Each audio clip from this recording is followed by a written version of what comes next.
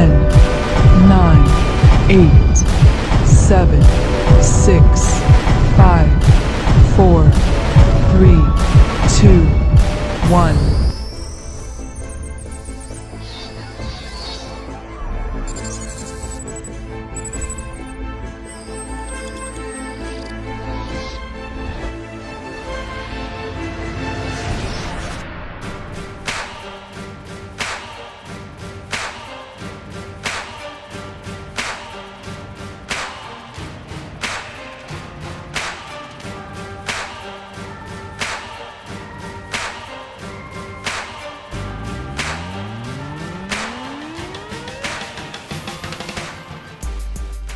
Ladies and gentlemen, welcome to BodySlams, the showcase.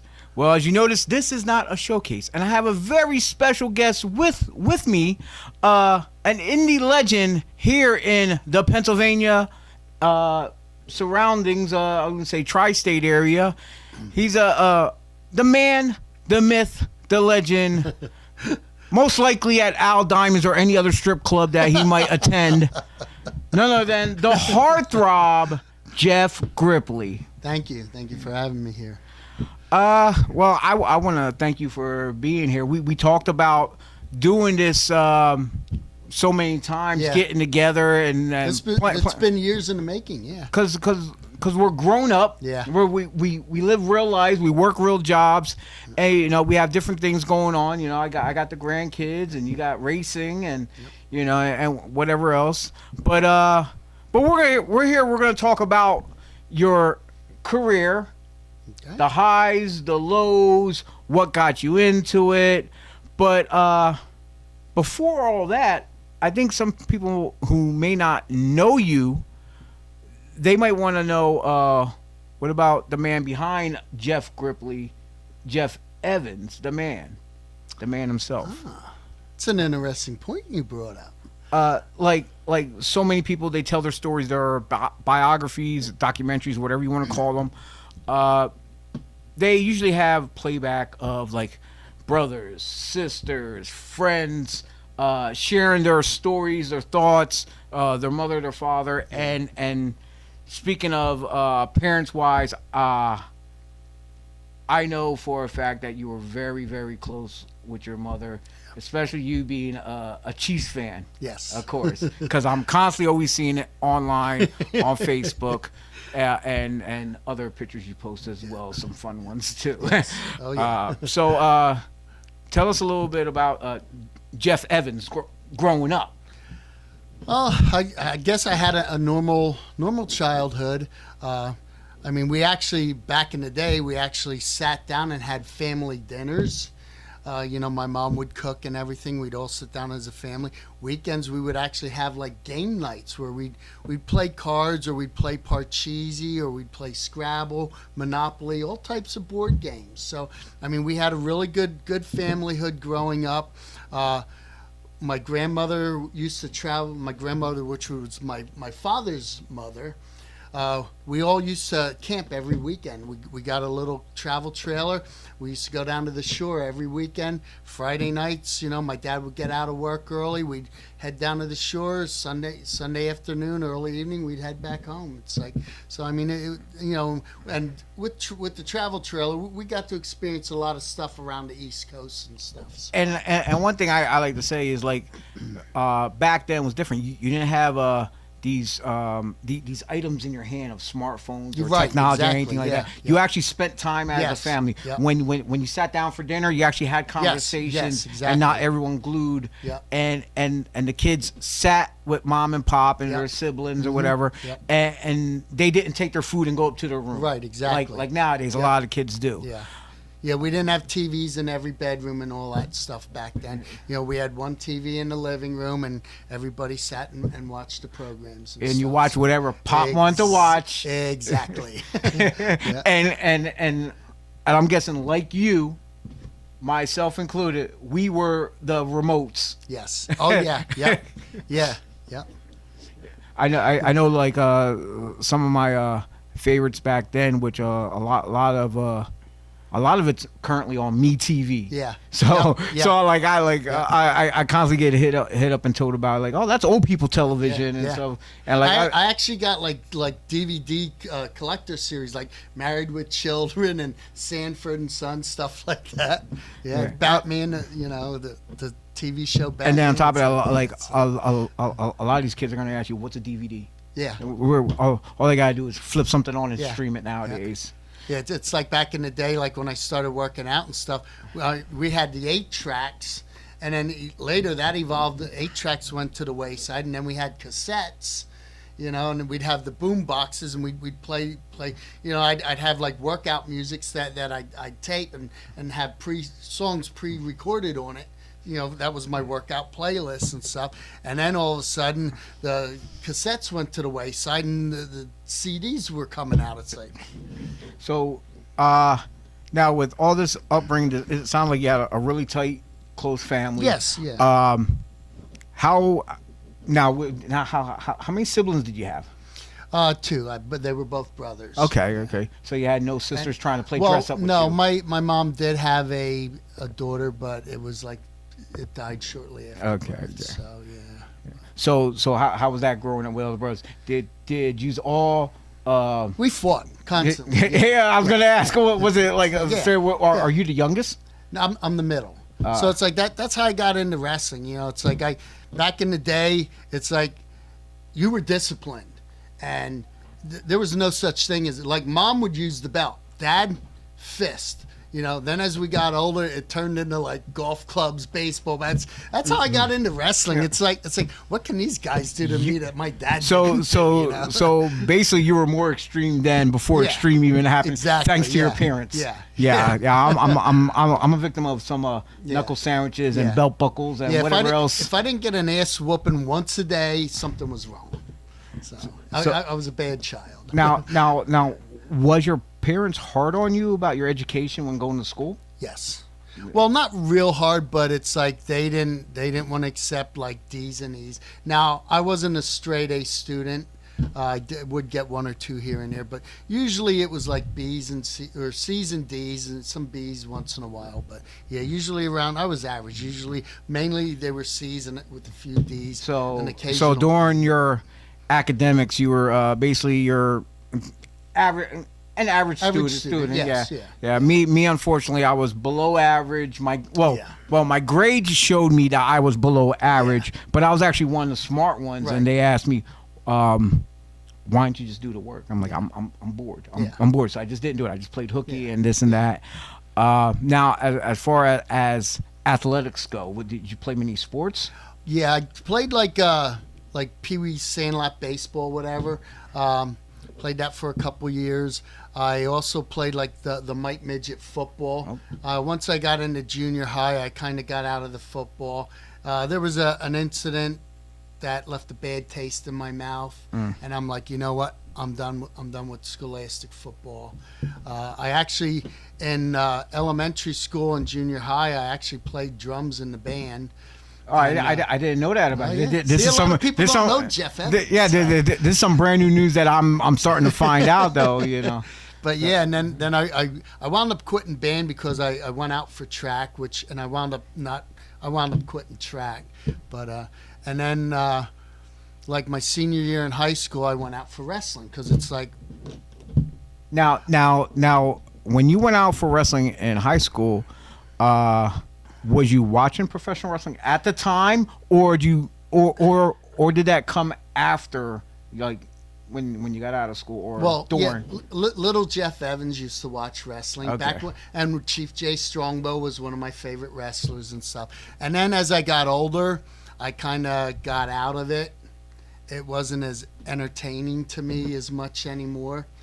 And like I said, and then I started going. A friend of mine, Mike Pashusky, had tickets. He used to go to Hamburg for.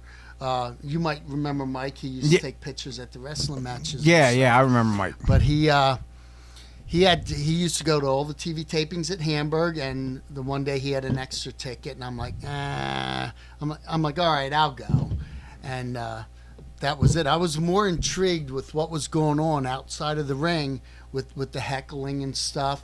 And then I'd watch the guys come out of the office with the stack. Even though they were ones, I'm like, wow. And I'm like, you didn't realize at the time they were just ones, I but you could just probably do this. You just saw And why. at the time, I'm like 90 pounds or whatever. So you wasn't a nice size. I wasn't. No, you're okay. And so like, I said, okay, I'm going to need to do something if I'm going to become a professional wrestler. So I wound up taking, as soon as I got a job and stuff. Well, I wrestled in high school. I did get a pin in high school, but I lost most of my matches. But I think I won like 3 matches, and it was only my senior year. So now I'm wrestling guys that have been wrestling for 7-8 years too. So okay, well, let's backtrack a little. When you say wrestling 7-8 years, are you talking about wrestling in school 7-8 years? High school. Okay, Yes. all right. Yeah, and then this is all before the professional thing came about. And like I said, and then when I got to the Hamburg Fieldhouse again, I'm like, and it's like, but I was small, and I'm like, so I got to learn how to take care of myself. So like I said, I took wrestling in high school for my senior year. I figured that could help. I wound up taking karate and judo. Okay. You know, which judo helps out a lot. A lot of pro wrestling moves are actual judo moves. So when I actually went to the Monster Factory to train to become a wrestler, I went through quick because I knew a lot of the moves. Takedown holds, the submissions and stuff. Yeah, I noticed that a lot of wrestlers who had sports background, like Kurt Angle's one. Either wrestling or football or judo, like you said, especially judo when it comes to like the submissions with wrestling too. So I give props to them for incorporating that into their style. So now, besides wrestling stuff, did you have any other extra activities that you enjoyed that you like to get involved with? Well, like when I'd come home from school or whatever, the first thing we had to do was homework, and then I'd watch a little TV. I always watch like the Little Rascals, Our Gang, the Three Stooges. A lot of people out there might not know all that, but that's another DVD series I have, all the Three Stooges. I love them. But and then I used to go outside and I'd basically like shoot baskets. I had an archery, a bow, so we set up targets and stuff, and I'd target shoot stuff like that. Now, did you consider yourself a jock, a loner? Because obviously you already admitted about the grades wise you wasn't up there, so you wasn't one of the smart nerdy ones. Nah. So was you one who like just kept to yourself? I wasn't. Or? Yeah, I pretty much kept to myself. I mean, I had like a few close friends, going through junior high and high school and big stuff. Party scene as a kid No, growing never, up? never was out partying and stuff. It's like Mom and Pop wasn't having it. No. And where we lived, we didn't really have neighbors and stuff. And for me to actually like go play with other kids and stuff, like we'd do football. I had to walk through the woods and stuff to get back to their place. Now was that out in the Birdsboro area? Yes. Okay. Yeah, that's on like the outskirts of the city of Reading and stuff like that. So it's like everyone was still kind of close, but not close enough. Right, yeah. So it's not like you're going to your corner store or anything like that. So all right, I get it there. Yeah. So for me to connect with my friends, I'd have to walk or ride my bike because we had trails and stuff through the woods, and it would take about 5-10 minutes till you got there. So now. You said you wasn't that big in physical wise when you started wrestling and stuff like that. You said you turned away from football because of an incident. I'm going to ask it was probably like I'm going to assume it was probably a sports injury or something like that. No, it wasn't a sports injury. It was just like I was told I was going to be in a certain position.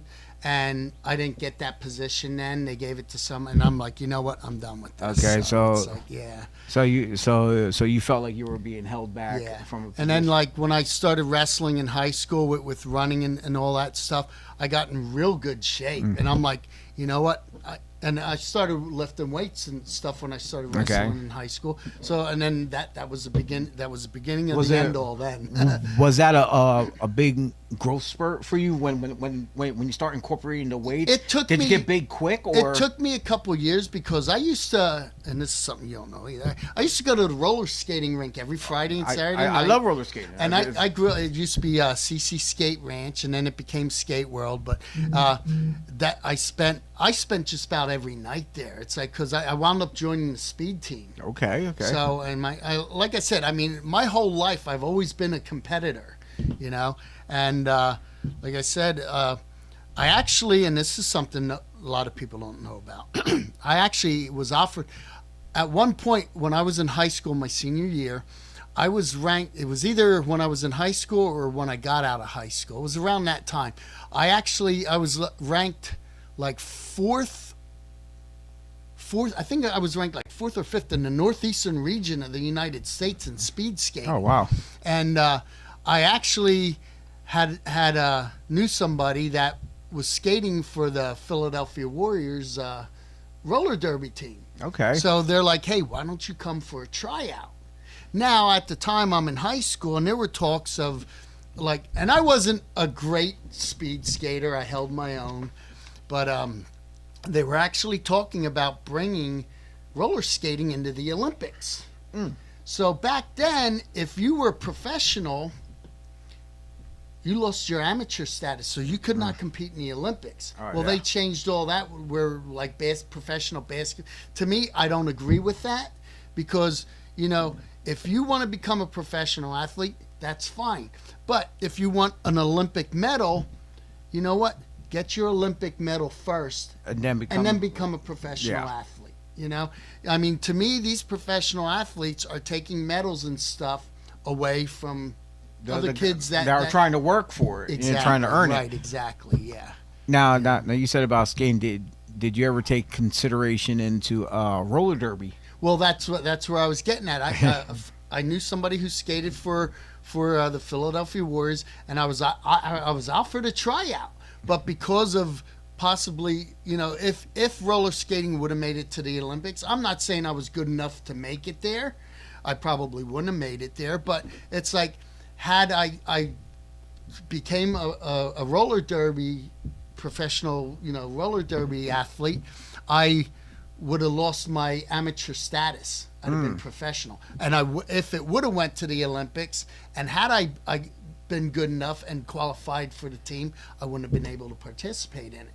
So I kind of threw that on the back burner. Plus, I was more interested in pro wrestling. You know? Now, was your parents, when you said about doing roller skating and this that, for being for that type of atmosphere, was your parents supportive for that? Oh yeah. Okay. They used to come to all the skating meets all and right, stuff. all right. And sometimes, you know, we'd have competitions in other states and stuff, and they'd travel and stuff. Yeah, because and I'm trying to look at the fact that, you know, how sometimes parents are always on their kids' case about either education or some kind of collegiate type sport in school and stuff. Except for pro wrestling. Mom didn't like that. Oh, mom didn't like that? Mom didn't like that. I remember one time I was wrestling in high school, and I was wrestling. The guy actually picked me up and like slammed me, and my mom's like, "Oh my God!" And then when I started pro wrestling, everyone's like, "Why do you want to do that?" Well, the first time my mom seen me wrestle professionally was on TV, and I was wrestling for the AWA with Vern Gagne. Actually, my tag team partner was Rick Steiner. Oh, okay, And actually, he was billed in as Rob Rex Steiner. There is a videotape of it somewhere. I used to have it. I don't have it anymore. I wish I did, but anyways, we wrestled the Legion of Doom, the Road Warriors, and I actually broke the backbone in my hand. And you said this was for AWA? This was for the AWA. Okay, so people who are watching this, if anybody out there comes across that footage of Jeff Grippley teaming with Rick Steiner, at the time known as Rob Rex Steiner. Rob Rex Steiner, Yes. Against the Road Warriors with Precious Paul Precious Paul as a matter. Please hit us up. All the links will be in the description section below the video, and you guys can find a link to try to email us the link or whatever. But if you've got it, hey, great. Thank you very much. We appreciate it. If not, thanks for trying at least. But yeah, at the time I was living in Jersey and I was training at the Monster Factory and stuff, which we'll get back to that. I'm sure you want to talk about that. Oh, yeah, definitely. But yeah, I was living in Jersey. I was working at a casino, and after the match, of course I couldn't work with the broken hand, so I came home for a couple days, and we actually watched it on TV. And my mom looks at me and she's like, "Why do you want to do this?" The very first match, and this is another one I'm trying to find, and there was a videotape of that as well. It was September 3rd, I think it was 1986 or 87. I think it was 87. It was at Reading Municipal Stadium for the NWF. I wrestled the beginning with Tony Hitman Stetson. We were the first match on the card. I came out later, like the 6th match or something like that. I wrestled Abdullah the Butcher. And that's the one you're trying to find. That's the one I'm trying to find. That was the very first time my mom ever seen me wrestle live and in person. And he got his fork and he started... and there was blood all over the place. And you heard that, folks. Once again, like, if you find any of these footage that are not currently online, and if you have VHS tapes sitting at home just collecting dust, and you can find footage of Jeff Grippley on there, please upload them, share them. It'd be greatly appreciated. Yeah, but anyways, my buddy Mike that I told you about that got me into wrestling, he was sitting in the front row with my mom, and actually, I guess I bled so bad. Mike with his cameras. His girlfriend actually took his camera from him, would not let him take pictures of me. The end of the match, whatever it ended, of course I lost. They had me actually strapped in a gurney, and the EMS had me, and Abdullah actually hit me over the head like twice. I mean, and I can't block it because I'm strapped in. And then he flipped the gurney over. And I can picture it now. Your mom freaking out. And I was billed in. Yeah, she got up and walked away. And I was billed from Reading, Pennsylvania. So the end of the night, and I guess Abby was wrestling Bruiser Brody as the main event or something like that. But the end of the night, I know those people hated him with a passion. He actually had to have a police escort him out of the back of the stadium. Yeah, you're a local guy. Yeah, hometown hero. Yeah, they didn't want to see that. Yeah, exactly. So yeah. So fast forward now from the school and your education, and so now you're getting a little bulk on you because you said you were hitting the weights and stuff, and you liked wrestling, and you already discussed about two your first matches. Well, now how did you get to the Monster Factory, the school? Okay, one of the jobs I had, I went to a school in Florida for like travel industry, hotel, motel stuff, restaurant stuff like that, anything with tourism. So I wound up. The first job I got was in King of Prussia, and then me and my girlfriend at the time took a casino bus to Atlantic City, and she was working at a restaurant as well. And we got off the bus and we go to the bathroom. And as I came out first, I'm waiting for her, and I see a room service cart come by, and there was like 2 Heinekens and a bucket of ice and like a sandwich or whatever. And I'm like, So my girlfriend comes out, and I said, "Hey," I said, funny thing, I'm standing here. There was a room service cart went by with like 2 Heinekens, and I said, "I know what we get for that where I work." I can only imagine what the people here have to pay for that. I said, "Can you imagine the money these people are making here, waiters and waitresses?" So I said, we should look into it and possibly move out here. And she's like, "Are you serious?" And I'm like, "Yeah."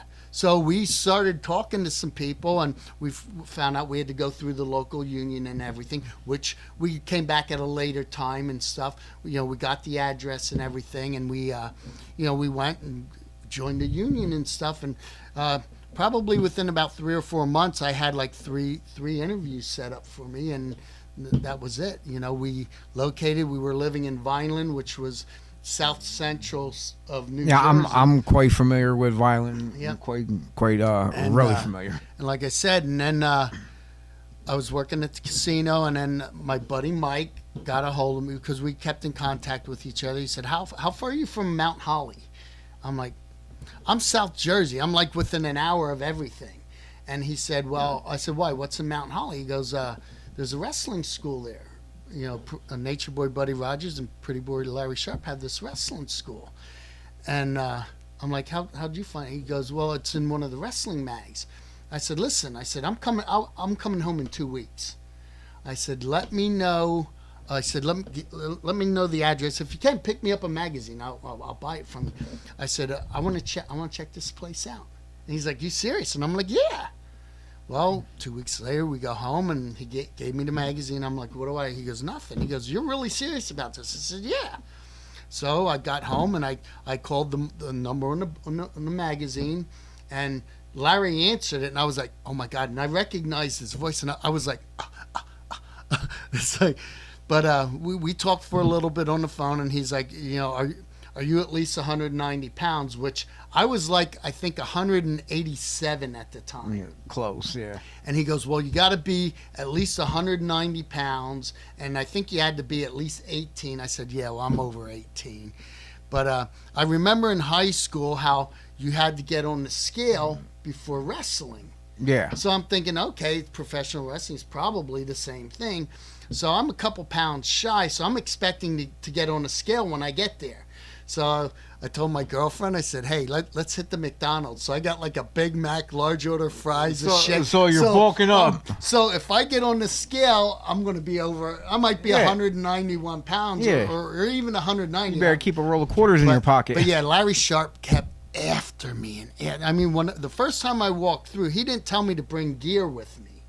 So I thought I was just going to check it out and sit down and I didn't know what to expect. So when they were advertising this pro wrestling school, it was in a wrestling magazine, yeah. When they were advertising, they didn't even have a first class yet, did they? Or no, they did have students there because when I went, because I talked with Larry on the phone, and he never told me to bring workout gear or anything like that. Like I said, I didn't know what to expect. I figured we'd just sit down and he'd go over basics with me, you know, what I'd be learning, you know, tuition costs, this and that. No, because the reason why I asked that is because I know you mentioned before about being part of like the first class. First class. So the first class was already in session. And you came in midway. I came in like maybe the second or third week. Okay. Yeah. So I was actually considered part of the first class. I mean, there was maybe four or five students in there when I actually walked in. Bam Bam Bigelow was one of them. Like I said, when I remember a lot of the others besides Bam Bam as well? There's maybe 2 or 3 that I remember, but then afterwards. Other guys came along like Hitman Tony Stetson, Chris Candido, Raven. Okay. You know, they all came in, you know, afterwards. And then when I left, you know, you had guys like Papa Shango and stuff. Yeah. They all came in and the Big Show and stuff. Now how rigorous was their training method? Because we always hear stories about Gagne and they're training at the camp and how they put everyone through the grinder. Oh, they do. How was Larry's? Was anything compared to that? Was it? It was all the same. Like I said, the first time when I walked in, the very first person I met in the business, because Larry was in the office, the very first person I met was Ted Petty. Okay. Flyboy Rock. Oh yeah. He also wrestled as the Cheetah Kid. Yep. Yeah. Okay. And actually, I'll tell you a story about that. Then actually, I'll tell it to you now. We were doing a show at Leesport Farmers Market, and I was opening the show because I just got done my run with the WWF. So we're doing a show at the Leesport Farmers Market. It's a new federation, local federation that was starting out, and so. The Cheetah Kid was on the show, so I think we opened up that show, and Ted came up to me and he goes, Grip, he said, you're from around this area, aren't you? And I said, yeah, I live like maybe 45 minutes away, whatever. He said, so you have family and friends here tonight? And I said, yeah, because we were supposed to do a Broadway. Okay. And Ted's like, no, I'm putting you over. And I'm like, no, we can do the Broadway. I'm fine with it. He goes, no. He said, you know, he was the first person I met when I walked into the Monster Factory, and we became friends immediately. And like I was on different shows and stuff, and like I said, we became pretty good friends. And God rest his soul. After I beat him, and I actually have a picture. I have a scrapbook at home. My girlfriend started it. I haven't kept up with it. I wish I would have. But there's actually a picture of me pinning the Cheetah Kid in the middle of the ring. 2 weeks later, I'm in Ocean City, Maryland with my family. We're fishing. We're taking a fishing charter out. So we stopped at a 7-Eleven to get some snacks for the fishing trip. And Wrestling Eye magazine's there. So I open it up, and there's me with the Cheetah Kid. And I'm like, or no, there's the Cheetah Kid, and he's like Independent Wrestler of the Year. And I'm like, I just pinned this guy like 2 weeks ago, you know? It's like, Yeah. and I was like, oh my God, I can't believe Ted did that for me. I think that happens to a lot of us where we look at, like, we're against guys who we're working against. Yeah. And then next thing you know, they're getting this spotlight, whether it's a magazine or they get a tryout shot because they're in the right place at the right time. And then we're like, but I did, and, you know, and it feels like it's kind of a little heartbreaking because then, like, you feel like you're not getting the credit that you deserve, you know. But I understand where you're coming from. And getting back to what you said about the training and stuff, I mean, I have the original business card from the Monster Factory, and it has Nature Boy Buddy Rogers, Pretty Boy Larry Sharp, and it was called Champion's Choice Pro Wrestling, and then it had AKA the Monster Factory.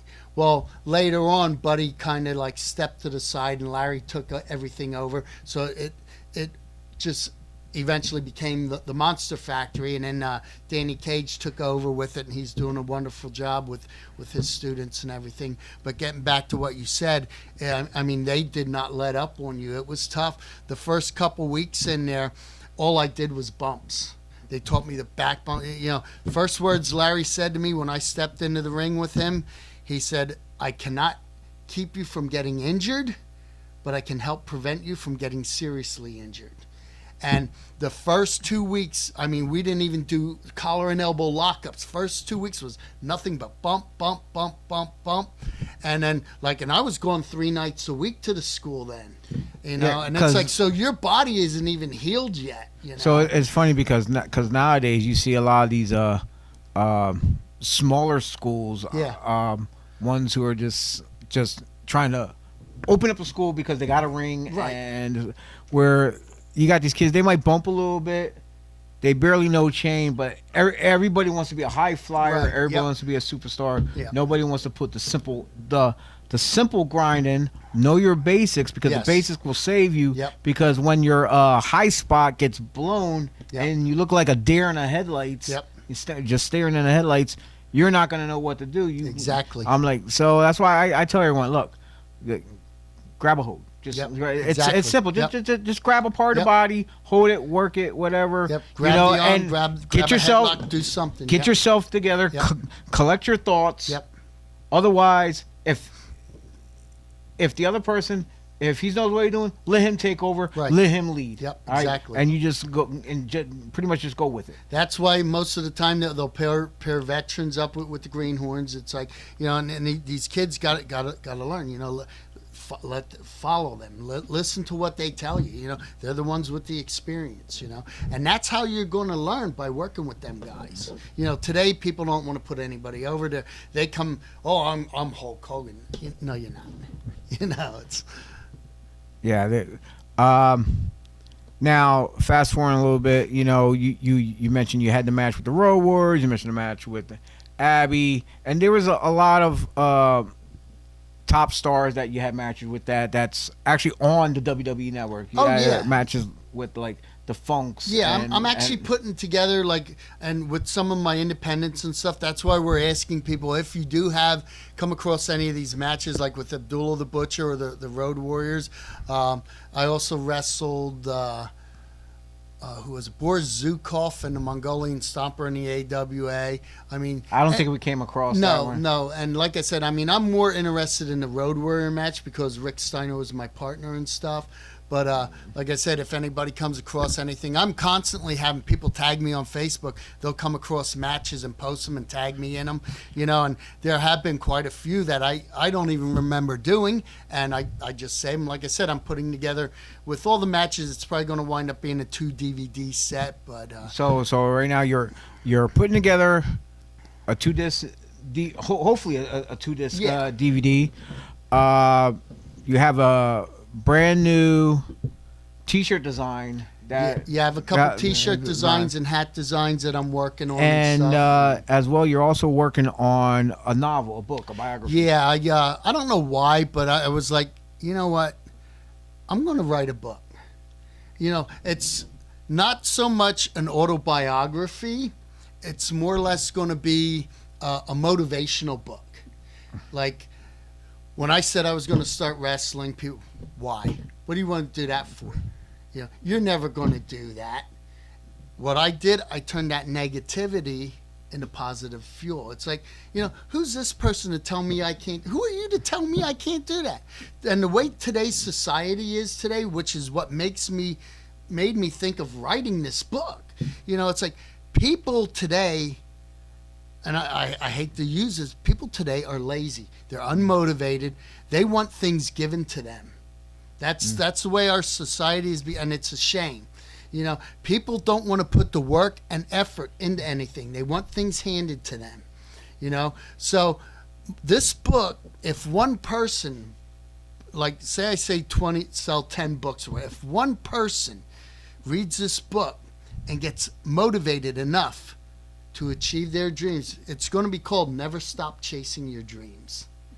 And it's going to be about how, kind of what we're talking about here, how I got into professional wrestling and stuff. And people kept saying, you're not going to do this. If I'd have listened to them, I'd have never done it. Yeah, yes, because I never signed a contract. I never got in the WWF Hall of Fame or whatever. I did travel the world. I've had the pleasure of wrestling like the Legion of Doom. I tag teamed with Rick Steiner. I tagged, and it's going to be on my DVD. It's actually on YouTube.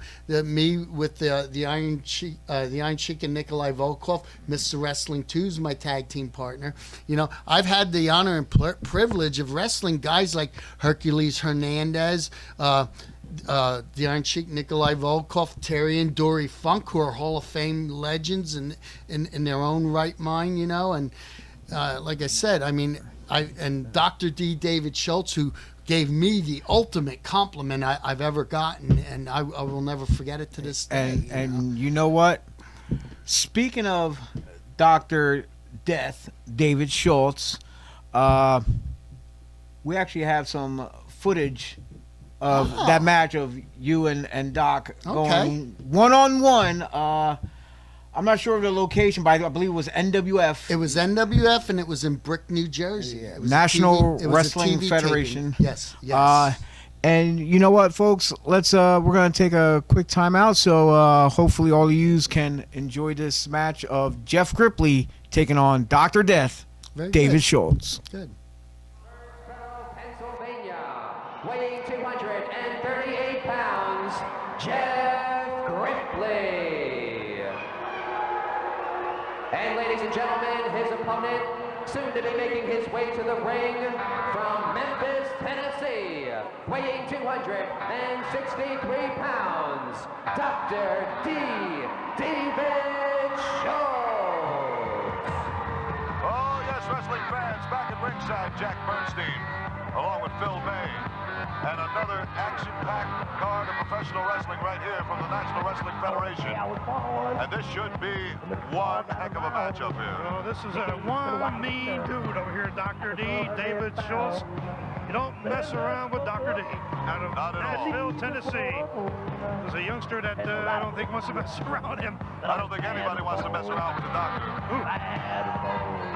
Look at the stern look on his face. He does not look like a very happy man. That might be a look of pure concentration. Ready for anything. The doctor, Dr. D. David Schultz, in the center of the ring right now. Always ready to do battle, no doubt about that. You got to be really ready for this guy. Another one, you don't turn your back on him. Yeah, he's got every trick up his sleeve that is possible. There's a man with a reputation a mile long, and he certainly has earned it. He is one mean man. There's no doubt of it. I don't think he is just all over the world, all over the country. Just a bad hombre, as they might say somewhere. As a matter of fact, this man is so dangerous that he's been turned away from matches. Opponents have refused to sign against him. This is how mean this man can be. And this afternoon, well, he's going to be ready for just about anything.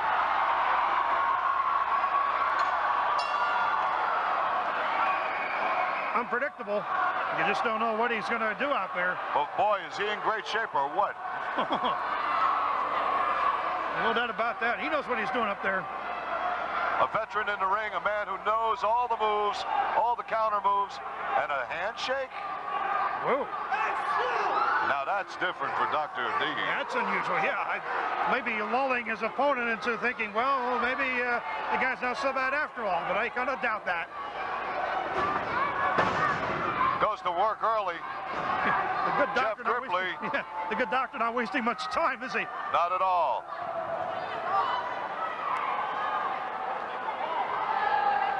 Jeff trying to break the hold.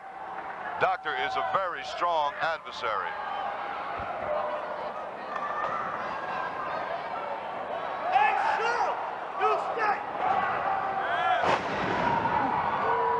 Boy, what a shot. Dr. D, another body slam. Wasting no time. Grippley able to get out of that hole, but the damage is... How many times can he do that? Yeah, that's it. I just said the damage has to take its toll quickly on Grippley, if you'll pardon a little poetry there. Doctor sizing him up, a knee to the stomach. That was a little bit low, wasn't it? Looked a little low. Off the ropes. Dr. D with a lariat, and man. That's one way of losing your head over a wrestler. Looked like he was just about ready to take his head off. Ooh. I don't know how Grippley gets out of this. It shows you the caliber of the wrestlers in the National Wrestling Federation. We kind of wear him down a bit with this hold.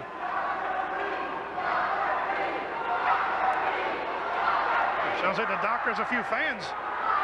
Most definitely. Doctor has Grippley up against the ropes now. Referee calling for a clean break, but that's not likely with the doctor. No. That would be rare indeed. There he goes. He's out of the ring.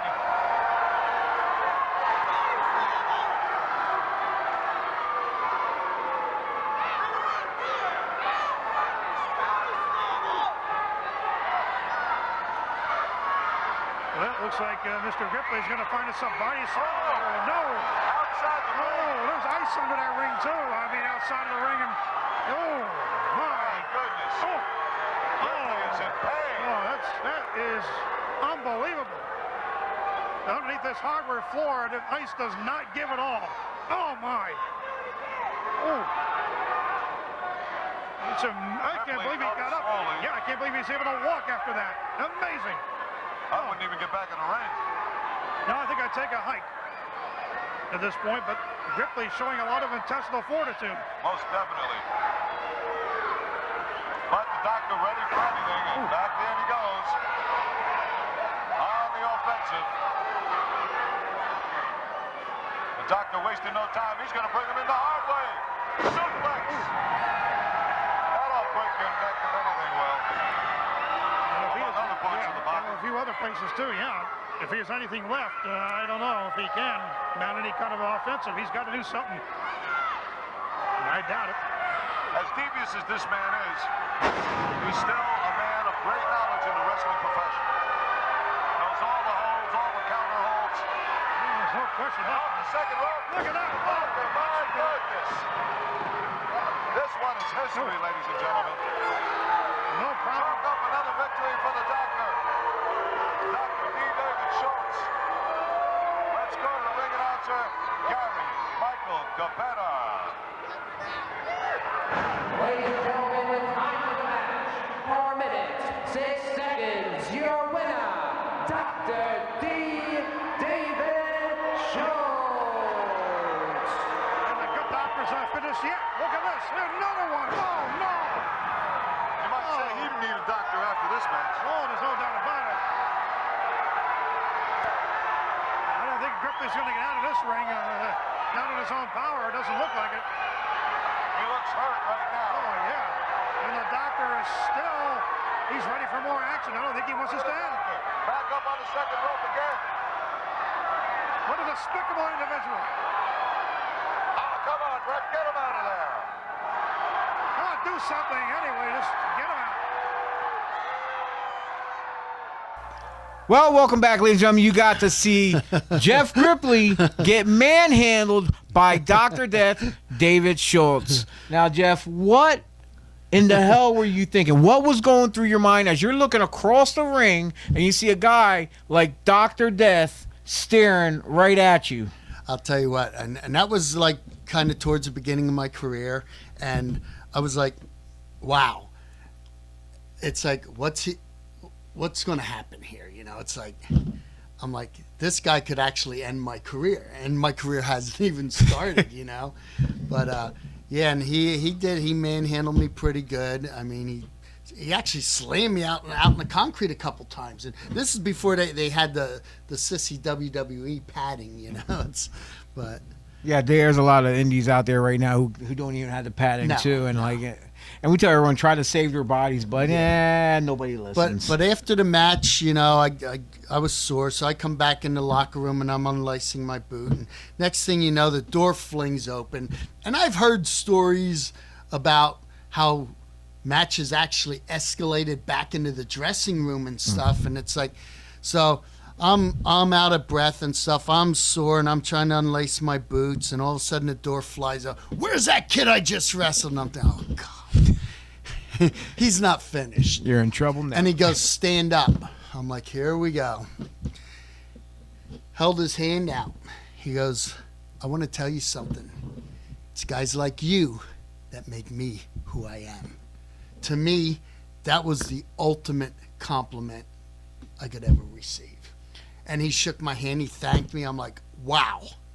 You know. And you know what? That makes a lot of sense, because what a lot of people don't realize is that we work together. We make each other look good. Yeah. Whether you're, I'm gonna throw it out there, whether you're the jobber or one of the main event guys going over, whatever. Your job is to help make that guy look good. He makes money. That. If you do your job there, you're gonna get welcomed back, and you're gonna get another payday. And that brings me to a point. Like every year, I go with my cousin Johnny Stubner, Dr. Wildside he wrestled as. Dr. Johnny. We go to Las Vegas every year for the Cauliflower Alley reunion. And that's kind of like a WrestleMania type thing. Like back in the days, you couldn't take pictures or get autographs. Now, still, we don't get autographs, but we do take pictures with each other now, because they didn't have the cell phones and all that back in the day. But anyways, my cousin Johnny went out like a year before me, and when he told them, yeah, I'm cousins with Jeff Grippley, and they're like, really? And they're like, you need to get him out here. And so I wound up going out the next year, and we've been going actually with me having to take care of my mom, I did miss like 3 or 4 years of going out there. But my first year I went out there, I ran into Terry Funk, and I actually got a picture I went up to him. I said, "Hey, Terry," I said, "I just wanted to introduce myself." I said, "I was actually your first match, you and Dory, in the WWF when you guys came. It was a tag team match."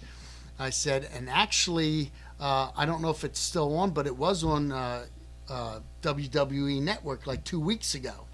And he actually put his arm around me. He goes, "And I remember you."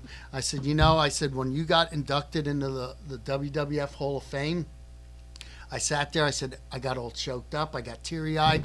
And I'm like, man, I wrestled that guy. And he had his arm around me, and he goes, "And it's because of guys like you, I got inducted in that." He said, "So I want to thank you," and it's like, oh my God, it's like it was unreal. So people, if you're not trying to believe that's this, the match I'm looking for too. if you're not trying, if you're having a little hard time to believe this guy's credentials, besides just Googling him and seeing him on YouTube, you can actually go onto the WWE Network itself and type up Jeff Grippley, but it might be spelled with only one P on there. Yeah, not sure. They spelled it differently. Like they'd spell it Grippley. Mostly it was Gri, and I wanted it originally with one P, but then everybody started doing two P's. So I'm like, I'm just going to keep it two P's. There was also I think one point they put you as Ted Grippley, C-R-I, and that was one of my Adrian Adonis matches. They also. I'm one of the few guys that can say, like, I had like Bruno Sammartino, Vince McMahon, Gorilla Monsoon, Pat Patterson. I had them guys commentate my matches. They're on YouTube and stuff. I mean, and like you are like one of, I don't know how many vets who worked for WWF back then are still around or whatever. You're one of many that can say that, hey, I'm on the network. The proof is there. The proof is in the pudding. Just look. But then, there's some people out there who are very ignorant, but like, oh, you're just trying to hold on to that spotlight. Yeah. But you know what? It's stuff like that. It was our time. It was our it was our spotlight. It was, it's what we had. Don't try to take that away from us. It's like if someone wins a championship in high school. Yeah. Okay, like I'm gonna go out on a limb here. I'm gonna throw Al Bundy. Yeah. He always talks about poke high. Yeah. But you know what? That was his. That was his. Yes. Don't take that away from the guy. Yeah. So like I said, you might say, look, you wasn't nothing special, this, that. But you know what? He was there. He did it. Plain and simple. That's what I was going to get at. It's like a lot of times I'll be out and I'll be out with friends or whatever, and then people will introduce me and they're like, hey, he used to wrestle for the WWF, and they're like, really? And it's like to me, I was never a superstar. I don't really want to be treated as a superstar, but people are like, dude, you did it. It's like, and you're acting like it's no big deal. And I'm like, well, you were. It's not. And they're like, well, it is. It's like, there's millions of kids out there that would give their lives for one trip down that aisle, through that curtain, in front of, 20,000 fans, 10,000 fans. And you did it how many times? And I'm like, yeah. And it's like, whether you were a loser or not, dude, you did it, Like back then, we were basically nobodies. We're just the guys who lost all. And then, then when fans start to get smart, they start coming with the, they start knowing our terms. They start, you're just a jobber. Yeah, you're a jobber. The internet and social media. But nowadays, it's looked upon as your talent enhancement that you're helping, which it's true. We are helping enhance the other talent. Yep. So whatever you want to call it, it is what it is. Yep. So. I mean, they're only as good as you make them look. Exactly. And I'll tell you what. And if you don't make them look good, back in my day, they started stiffing you. I heard one of the good guys who were really good for that. To take matters in his own hand was probably like Harley Race. Yep. Harley Race. Yep. Now going from WWF, AWA, NWF, what was some more of the surrounding other promotions that you got the chance to? I know you worked up in Canada. We've seen Canada, Puerto Rico. I mean, I've traveled all over. What was I it like in Puerto fortunate Rico to have for it. you? I actually wrestled Savio Vega down there. He was back then he was known as TNT. I remember that. Yes. So, and when we got down there, I traveled down there with Hitman and Tony Stetson, and when we got down there, it's like we seen the ocean, and it's like you could actually see the bottom of the ocean, and we're like, oh my God, we didn't have swimming trunks. Guess what? We had wrestling trunks. In the ocean we went, you know. Now we're laying out. Well, now you're down in Puerto Rico. You got that tropical sun going. So hours later, you tanning up like crazy. I'm red. Now, I was running in the shower with my wrestling gear, running under the shower to like try and cool myself off. Hopefully it wasn't the one that Brody encountered, but that's another bad deal. Yeah. But anyways, I was just running under the shower just to cool myself off, and during the match, Savio chopped me one time, and it popped through, and the whole place erupted. Next thing you know, bam, bam, bam, bam, like 6 times. I mean, I actually scabbed up from it. And after the match, I went in his locker room. Now this is down in Puerto Rico. I went in his locker room. Oh, you just want to get cut, don't you? I'm like, yo, look what the F you just did. And he's like, oh my God, dude, I'm sorry. He said, when I laid that first one in and it popped like that and the crowd, he said, I got carried away. He apologized. We laughed about it. Yeah, when you're in stuff, the heat, and when you're in the heat of the moment, Yeah. and you got the fans right there. Yeah. You're gonna do that. Yeah. Now, besides Puerto Rico, did you travel outside of the U.S. and other Oh countries? yeah. As well? I've been in other countries and Canada as well. And the thing is, it's like a lot of the times you can't speak the language. Yeah. So you usually had people with you, like, you know, if you went to restaurants or whatever, they could order food and stuff for you. But I've been fortunate to travel all over the world. So yeah. What's some of the companies, let's say, overseas, like England, Germany, anything like that? Or A lot of them, and even Puerto Rico, I don't even remember the names of the companies. I know I wrestled for Hugo Savanovich, who was married to Wendy Richter and stuff. A lot of them, and even up in Canada, I wrestled with Dino Bravo and Rick Martel. But a lot of it, like I said, I don't remember the names of the federations or the promotions. I was in Germany with Otto Wantz and stuff. And I remember Otto once. I remember hearing his name around a lot. I never really had the pleasure of watching any of his matches. Now, since you mentioned it, I'm probably have to look him up on YouTube and stuff and check out some of his matches. But his name is very memorable. I always heard his name being mentioned. So now coming back into the Berks County area. Yes. So you're still working with NWF at the time? Yes. Mm-hmm. And was there any other local organizations as well? Yeah, there was various independent groups that I was working for. I know, like Dick World, like I said, I don't remember a lot of the names of them, but like the Unpredictable Johnny Rods, I've worked quite a few shows with him. We're actually friends on Facebook. I've wrestled shows in New York for him. It's like Gleason's Gym. My manager, Carmine DeSpirito, Hubie Marks, he was editor of Wrestling Eye magazine at the time. We did quite a few shows at Gleason's Gym. I've wrestled for Johnny in Connecticut and stuff. I've wrestled with the referee Dick Worley, ran some shows in New Jersey and stuff. So, it's just a matter of you getting a phone call and then just heading. Yeah, I really love seeing Dick Worley work as a referee because back then, referees never really got that acknowledgement, but Dick Worley was like the one that that stood out. Yes. One, you see his boots. He had a different color. He had like wrestling boots. Yes. And on top of it, like one of my favorite things was like when the guy gets out of the ring, the hill, and he starts counting 2, 4, 6, 8. I'm like, I loved it back then when I was a little kid. To me, he was the best referee. I had the utmost pleasure when Tom Brandy ran a show out in his area. I guess it was a charity show, whatever. He had all these stars there and stuff. I had the opportunity to meet Bruno and take a picture, and Dick Worley and Bill Apter and stuff like, and people are like, Bill Apter, who's that? I'm like, he's pro wrestling historian. Actually, actually, and we'll get to this later on, I was inducted in Mid-Penn Wrestling Hall of Fame. There was one group of us. I think there was like 6 or 7 of us got inducted into it.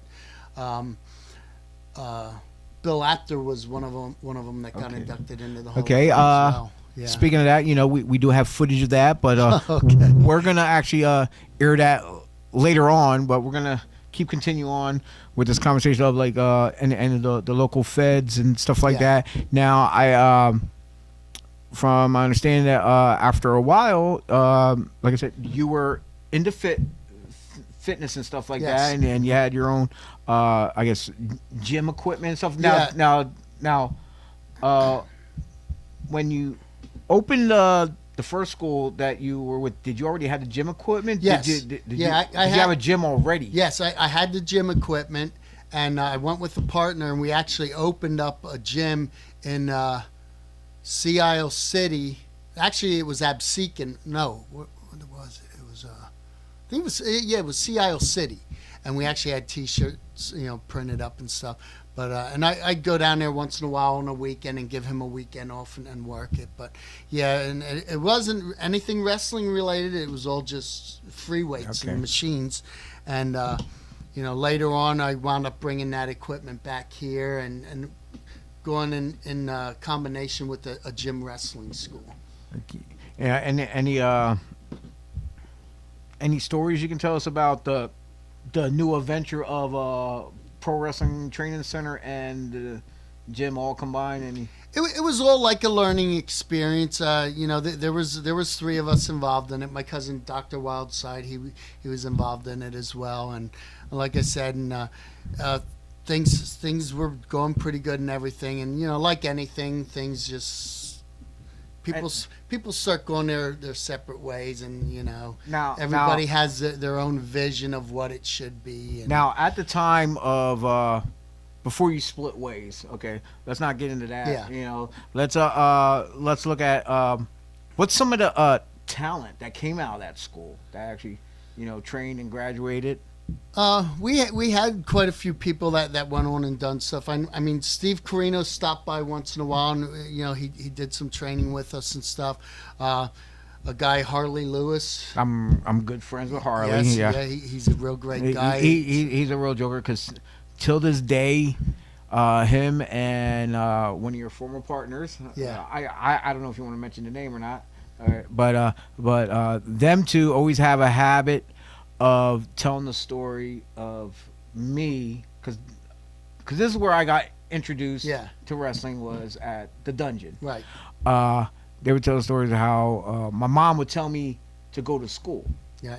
But she didn't say what school. Yeah. So I was at the wrestling school. Even though I wasn't training yet, I was a gopher. I watched the gym a little. If you guys had to step out, hey, you guys want McDonald's, I'll go up the street, whatever. You the flyer. 2 for 2 Big Macs. Yeah, whatever it was. But I was there hanging out at the wrestling school. So in there, we're just hanging out, and Harley's there at the time, and your former partner as well. Yeah. In comes, and she's short. Yeah. But she's walking like on a mission. She's tough. She walks in, grabs me by the ear. She's yelling at Harley, this big bad wrestler, and she's yelling at everyone, and she's grabbing me like, "You son of a! I told you to go to," and she's dragging me out by the school by the ear, and till this day, anyone who was there and witnessed it, they do not let up by bringing that up. Yeah. When I was at events and I be in the match, and they just happen to be there. They're sitting out in the crowd with everyone else, with their friends, and I'm there, whatever. I'm either working, whoever, and I look out towards them. They're there, like, just grabbing their ear, pulling. Like, I'm like, "Oh, you son of a!" But and you mentioned you had a lot of great guys that come out of that school. You had the Mess brothers themselves, and they went on to take on the tradition of the dungeon. That's still going on to this day. We had a good tag team in the Drifters that came through there. And from out of that, you guys did a lot of events. You were teaming up with the Savaldis for and your IWCCW out at the Hamburg Yep. Fieldhouse International World Class Championship Wrestling, where you put on one hell of TV tape. It was like 20 matches or Yeah. something like Yeah. that. Yeah. 24 in one night. Yeah. Guys are working 2, 3, 4 times a Yep. night, Yeah. all for television Yep. to get edited. And you had a lot of matches Yeah, out there. because it was like you'd tape for the whole month. So you're taping. Sometimes you would, like you said, you'd wrestle 4 times because you got to tape for week 1, week 2, week 3, week 4, and then you have to change outfits and stuff. And if you're injured, you got to work through it. You know, it's. Yeah, now what was some of your earlier guys you worked against? I noticed there was one that you, I believed, I think it was against your cousin. It was one of your first ones. Dr. Wildside, yeah. I believe that's one of the first ones there. Yeah, that was at the Hamburg Fieldhouse. Yeah, and I love that place. To me, that like you have every area has their own thing. Like you have the Sportatorium and stuff, and the Bengal Hall in Philly. It's like, but you know, and the Hamburg Fieldhouse. I mean, that was one of the meccas, and it's still here today yet. It has that aura because Yes. like when guys like even including myself and some of the other guys who I know who recently worked there in the past, I'm gonna say, well, with the pandemic going on, like this had to be over 2 year or 2 ago, something like that. The last time we worked there, Yeah. but within the years before that, though, too, they had the opportunity to work there underneath those same spotlights that guys like Andre, Yep. Hogan, Bruno Sammartino, Bruno, Superstar Pedro, Billy Graham, Bob you know, Backlund, and the list goes on. Yeah. You know, they should be honored that they stepped in the same same building. Yep. You know,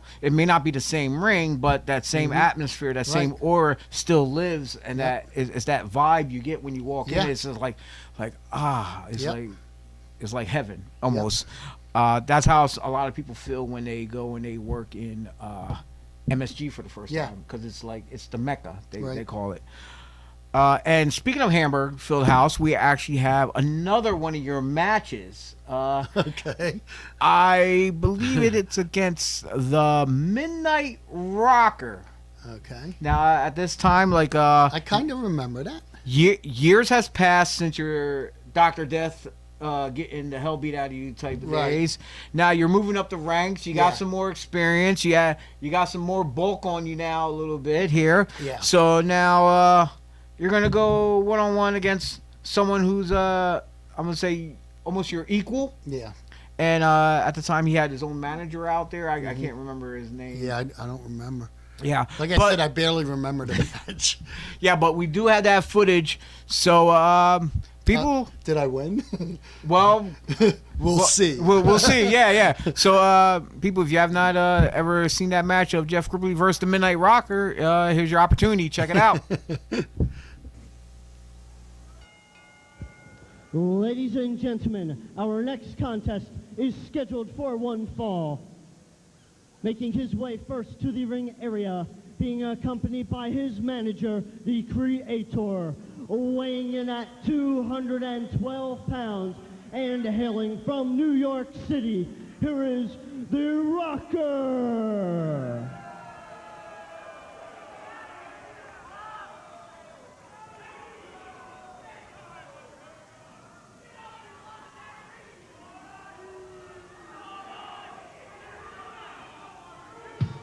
And his opponent, weighing in at 219 pounds and hailing from Phillipsburg, New Jersey, here is Jeff Grippley.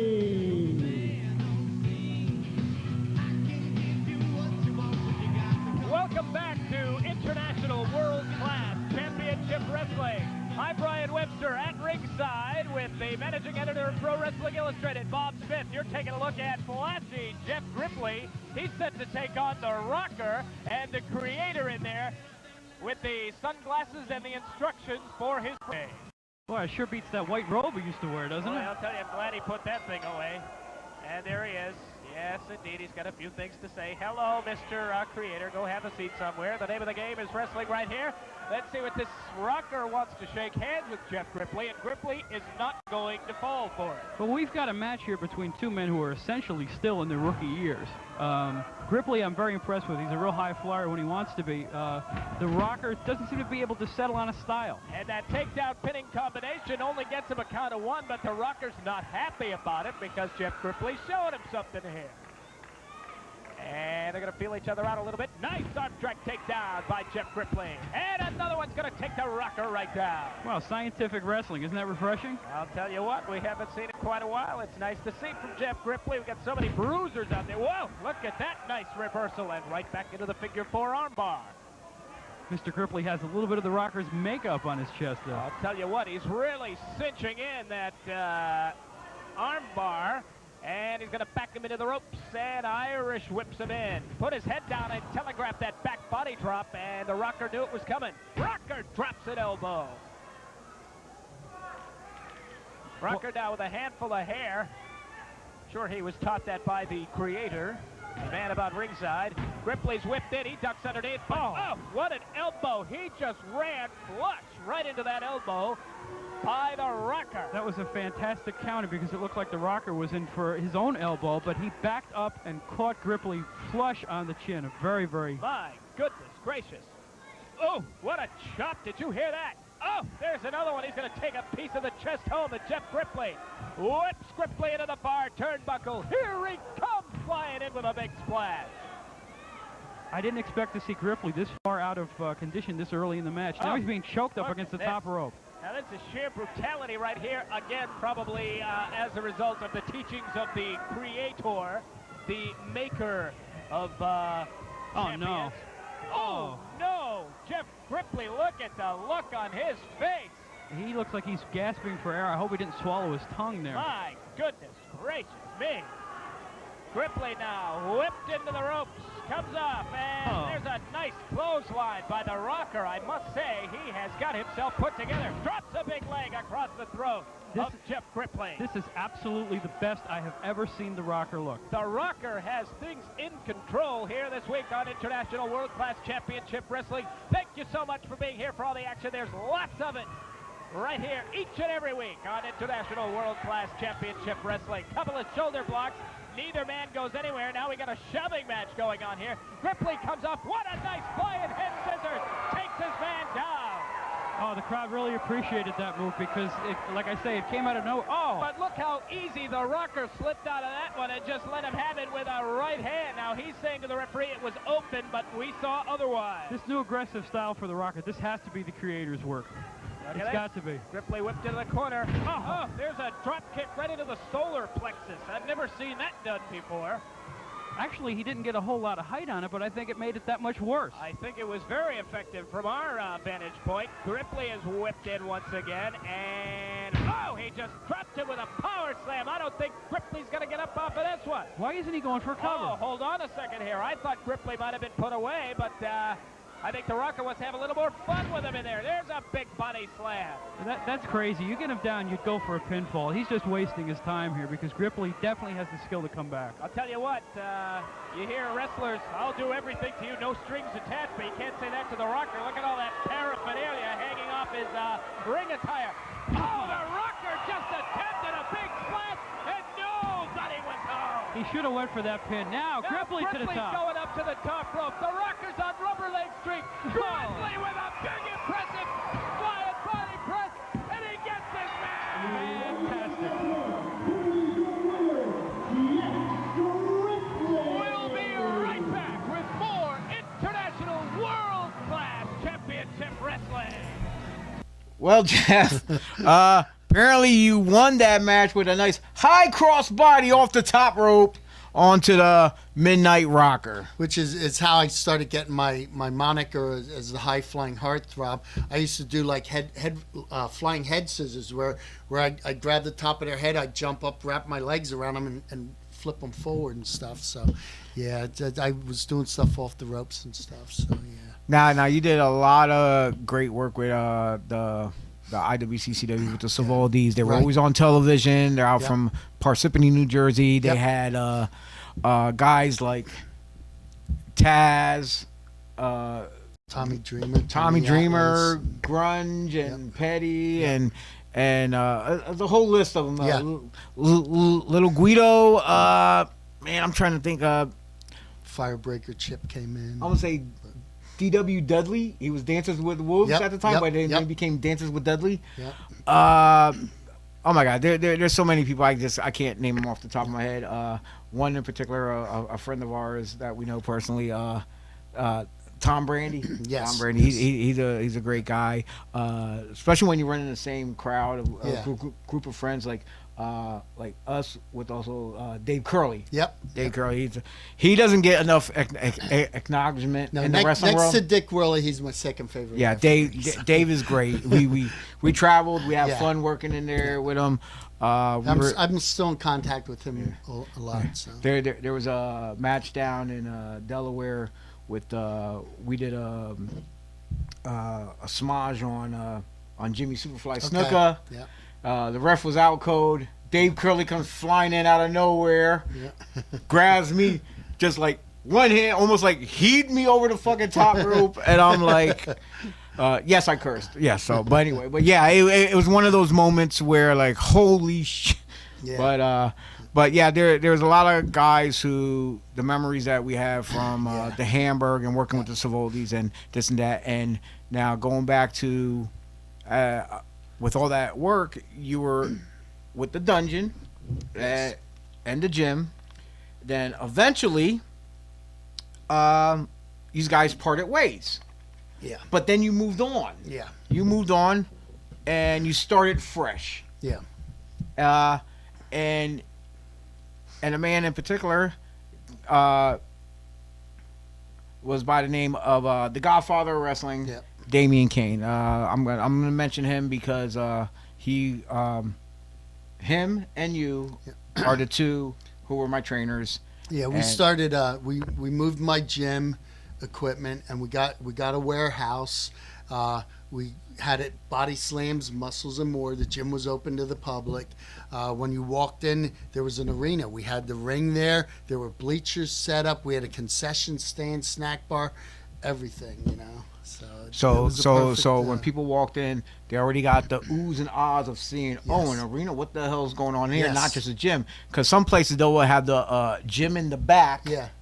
and you won't even know. And like the guys who come work out, because it's no secret, some of the guys who did work out actually came to the shows then Yep. because they got to Yeah. see the ring and stuff. Yep. Like, oh, okay. Yep. But if your gym was up front, they wouldn't have known what was Right. going on in the back, Yeah. and then like, okay, well, I'm just Yeah. gonna come get my workout, and that's it.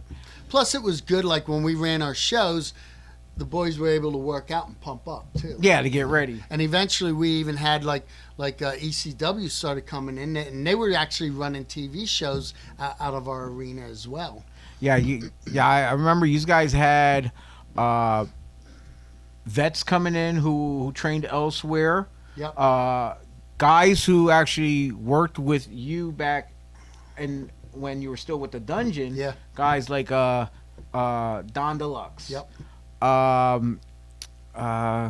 Who else? I'm trying to think. I believe Dennis Diamond, didn't he come Yes, in yep, a mhm. little bit? Yep. There's a whole bunch of guys. And one in particular that came from somewhere else. I don't think he ever worked with these guys at the dungeon. Was Flex Wheeler. Yeah. Yep.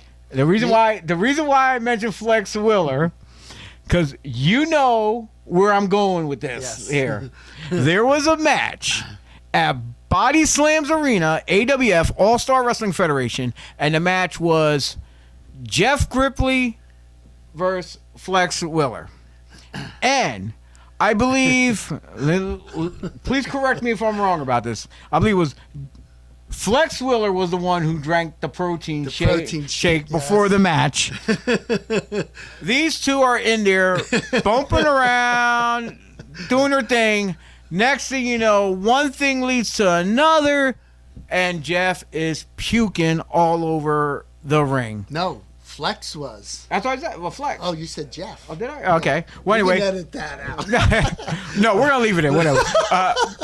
Flex was. puking all over the ring. Yeah, what happened, during the match, I backed him into the corner, and I don't know whether I was kneeing him in the gut but I started punching him. And next thing you know, he throws up. And I'm like, I'm smelling this. Now I'm punching him, and now I'm starting to dry heave. I'm like, so from my recollection, I couldn't really see everything that was going on because I was in the back at the time. But all I hear is slam, slam, and I see the guy. They're like, "Oh my God!" The other guys are peeking through. They're like, "They're slamming each other in it." What the? Yeah, but hey, we had to do what we had to do. And then shortly after that, we teamed up as a tag team. We were actually known as Heart and Soul. It was actually good. I actually like that combination. Yeah. And we were ranked, I think, like number 2 or number 3 in the AWF. So yeah. Yeah, it was like they had many great shows there. I had the fortunate experience of, like I said, training at BodySlams, graduating from BodySlams, and having my first match there against one of my trainers, at least. I think what I did, any work experience I did with you was prior to me graduating wrestling. I remember before AWF had their very first show at BodySlams, they actually did. You guys actually put a show on in the mall. Yes. Where you guys, I believe it was, they needed me to ref one match only. Oh, I hated it. It was great because I was finally in the ring in front of people, this and that, but I hated it so much because they were heckling the ref. Yeah. Me. I'm like, thank God. But you know what? I give these guys so much credit because they take so much shit from the fans and this and that. But yeah, going back to BodySlams, we had a whole ton of cast of people coming in there. Yes, I remember the first show we had, it was Papa Shango against Hacksaw Jim Duggan. I actually have, me personally, people probably see it on Instagram and stuff like that. I actually took shots of the pages and I threw it up there. It was the very first program. I'm out there. Programs, get your programs, this and that. Enough about me though, but back to you. What other exciting things about BodySlams that have you experienced? Just meeting the people and stuff, and like I said, it was a nice atmosphere. I mean, everything was right there. It's like you walked in, there were the bleachers, there was the guys would come out through the curtain and everything. We had stuff set up, for different angles for cameras to shoot, to film. So yeah, it's like, and the people that came in and out, the camaraderie and the friendships that you made. It's a good memory. Yeah, I actually still have the original owner's license for it, the business license. I actually have that. Okay. Now, BodySlams, it lasted for 2 years, I believe, from 94 to 96. Yeah, about 2.5 years. Yeah. Maybe, yeah. So, and I guess that was towards the end when ECW was getting involved. Yeah. And just like any other business, just like let's say Monster Factory with Sharp and Buddy Rose, and same thing with you and your former partners. Yeah. Well, this just happened to be another situation like that, it's where a thing where people have different visions of what they want it to be and where they want it to go, and then it's like, well, maybe I should start doing my own thing, and they're like, well, maybe I should be doing my own thing, because it's not really working out. So it's kind of safer to like go into that divorce than to be in a marriage where you're unhappy. Exactly. Yep. So going from there, after you left, after BodySlams was no more, AWF was no more, everyone went their ways.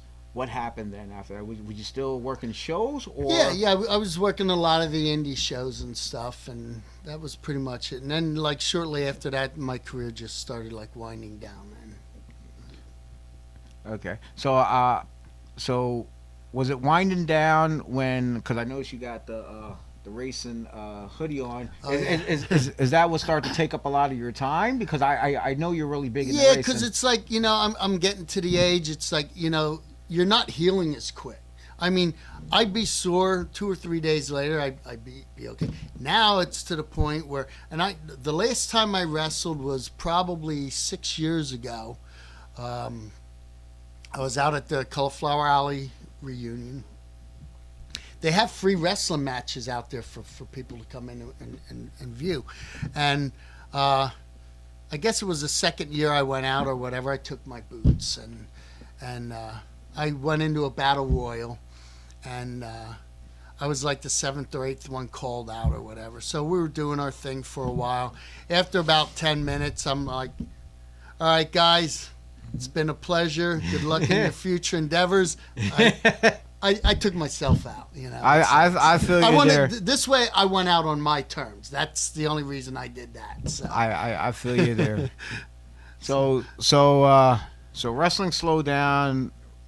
So pretty much racing, work, I was still wrestling while, like, I started working at the racetracks. Like, I grew up going to the Reading Fairgrounds, so I mean, racing has always been a part of my life. I mean, I actually drove an enduro car in a couple races. I was just about to ask you that. Did you take up? Was you racing professionally? Yeah, I actually did a couple endurance races. I built the car and everything.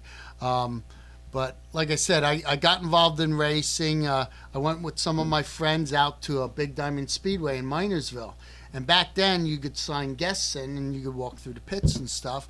So the race director, Jeff Gromis, was there. My buddy Eric Gambler said, "Hey, Jeff, can I sign my buddy Jeff in as a guest?" And he goes, "No." And we looked, and I'm like, "It's okay. I'll pay to get in." And he goes, "No." And Jeff Gromis is like, "No, you're not paying to get in." It's like, okay. And then me and Eric are looking at each other. I'm like, "Dude, I'll just wait in the car."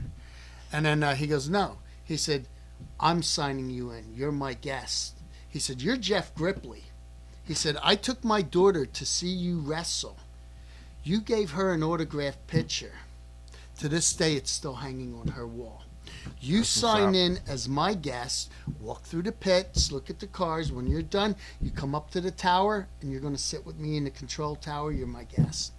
So I did. Okay. So afterwards, I went up. I was in the tower. And I guess they were short-handed on people or whatever. And I said, "Listen," I said, "if there's anything I can do, I'll help you out." He said, "No, you sit here and you enjoy the races." I said, "Listen," I said, "I know you're short-handed." I said, even if it means selling program books for you, you were nice enough to sign me in and let me come in here. And he goes, "Well, I'll tell you what." He gave me a shirt. I didn't have flags or anything, but he gave me a shirt and he gave me a headset. And so he said, head over to turn 2. But don't come out on the track, because I wasn't an employee. Yeah. So I wasn't employed by the Speedway. And back then it was sanctioned through NASCAR and stuff. So he said, whatever you do not walk out on the track. He said, you can walk up to the track. He said, whenever there's a caution or whatever, motion the guys to slow down, and then as we're relining them, you just point to them where they need to go. And I'm like, okay. And then they'd call Jeff over the radio, and I'd be like, yeah. And then his name was Jeff. So man. That's how everyone in racing knows me as Grip, because they started calling me Grip over the radio then. And then from there, to avoid the confusion. Yeah, and then after the races, I went up. I gave him his shirt back and stuff. He said, "Did you get your pay?" I said, "What pay?" He said, "You get paid for working tonight." I'm like, "Dude, I'll do it for." He goes, "No, you worked, you get paid. You go up and you get your envelope." I'm like, "Okay." So then, at the end of the season, they usually have a racing show every year. So me and Eric, my friend Eric, were there, and we ran into Jeff, and he pulled Eric to the side and he said, "How'd Grip like working the racetrack?" He said he enjoyed it. He said, "Well, we have an opening. Find out if he'd be interested." And that's how it was. I wound up. My buddy Joe Carter was over in Iraq or Iran. He was over there like 4 times, and he's one of my heroes, you know. And he was deployed, so I was watching his turn, and then when he came back, he got his turn back. They moved me to turn 1, and I worked at Big Diamond probably for about 5 or 6 years maybe, and then like the last 2 or 3 years at Big Diamond, I started working at Grandview in Bechtelsville. Because every once in a while, if somebody was taking vacation or whatever, they'd just have me come in and fill in for them. And then after like a year or 2 of that, they're like, okay, Grip, you want to work here? And it's like, sure, you know. So that was it. And like I said, all the drivers, I'm Grip. now, with how happy you are with the racing scene, when it's finally your moment to I'm not gonna say retire from wrestling, but retire in general, just from working a 9-to-5 job and that. I'll probably continue working at the races. That's what I was gonna ask. I enjoy it. I was gonna say, is that gonna be your go-to thing then? Yeah, I have one of the best seats in the house. I work turn 2 at Grandview, so it's like when they come out for warm-ups, I'm bringing the cars out. I'm moving the cars down so they're not lining up in the pits and stuff. And you know, when the sprint cars come, I lock them in gear. I get the tow truck. So I try to help keep the show moving. It's something you love, and they always say once you stop working, you stop living. Right, exactly. You know, some people like to just take the retirement. They sit back and they grow old. They waste away. Exactly. And I'm one of those guys who don't want to do that as well. I want to find something else to do with myself, which, you know, I'm on that road where of teaching others and whatnot, and but besides the racing, I know once in a while a lot of these indie shows start coming back. I know IWA came back around. A couple other ones, plus myself. And I noticed you would pick up a booking here and there, just you know, I got for shits and giggles, I guess. I would say just to have some fun. You know, you come, you see the boys, you tell some stories, you laugh, you lace up, you get in there. You do a little boom, boom, boom. At the end of the day, hey, let's go have a beer. I mean, lately I haven't been wrestling, but I would go to some of the indie shows and stuff. You know, I'd go in the back, say hi to the boys and stuff. And like I said, Tate Hammer, I go to his shows. I've been there quite a few times, and I'm always welcomed with open arms. You know, there was a show, and like I said, I don't know who ran the show. It might have been Steve Carino ran it. It was in Birdsboro at the Y, and I went in there and a bunch of the guys, you know, they seen me and they, as on their way back to the locker room and stuff, they shook my hand or hugged me or whatever, and you know, and then later on, you know, I spoke with, we're friends on Facebook. I spoke with Steve. I said, I was going to come down to the locker room, say hi to. He said, you should, because you're a legend. And I'm like, dude, I'm not a legend. You know, it's like, I mean, but coming from people like that, it makes me feel good. You know, like I said, to me, I'm not a legend. I'm not a superstar.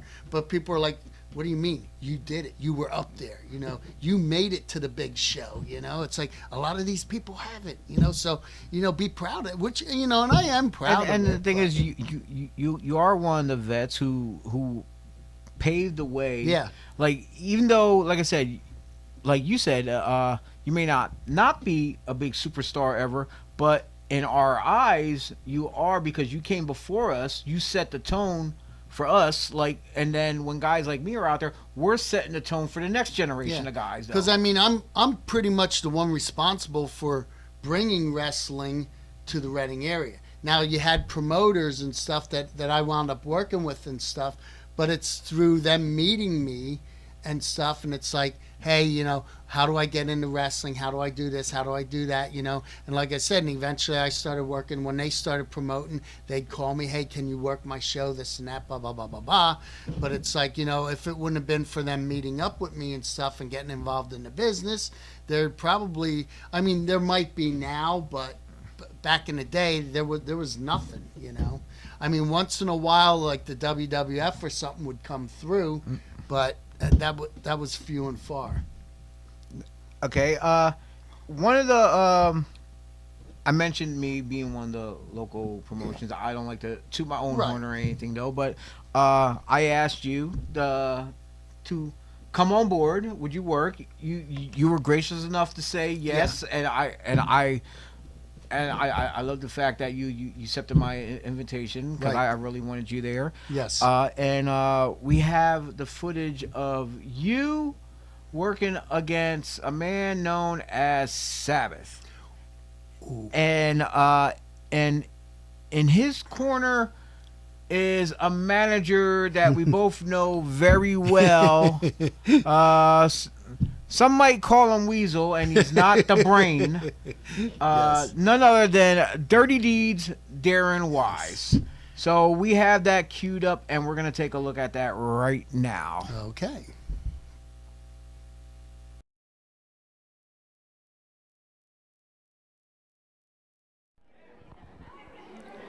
Well, here he is, Sabbath, making his way to the ring. What do you know about him? He's a very violent and disturbed individual. I have a few of their CDs at home. I don't think it's quite the group Black Sabbath. Oh, it's not Black Sabbath? Well, here is Pee Wee Yo. That's not Black Sabbath, is it? I would hope the hell not. That'd be quite a stretch for him. National Alternative Wrestling in Reading, PA, the armpit of America. Where are we at? We're at the 3rd and Spruce Rec Center right here in Reading, PA. The first time we've ever been here. Wait, and look who's with them, my good friend, Dirty Deeds Darren Wise. Now, what do you mean? They're coming out to War Pigs. It is Black Sabbath, RC. What are you talking about? Dirty Deeds Darren Wise, another close personal friend of yours, RC. Well, we've had our problems in the past, but he's an all right guy, for the most part. Now, what about this Sabbath? Are you sure you've had no contact with him before? I have no idea who this Sabbath guy is, but he looks like it's somebody I don't want to mess with. Oh, he's under the guidance of Dirty Deeds Darren Wise. That can't be good. And here's the opponent, hailing from Birdsboro, Pennsylvania, weighing in at 245 pounds,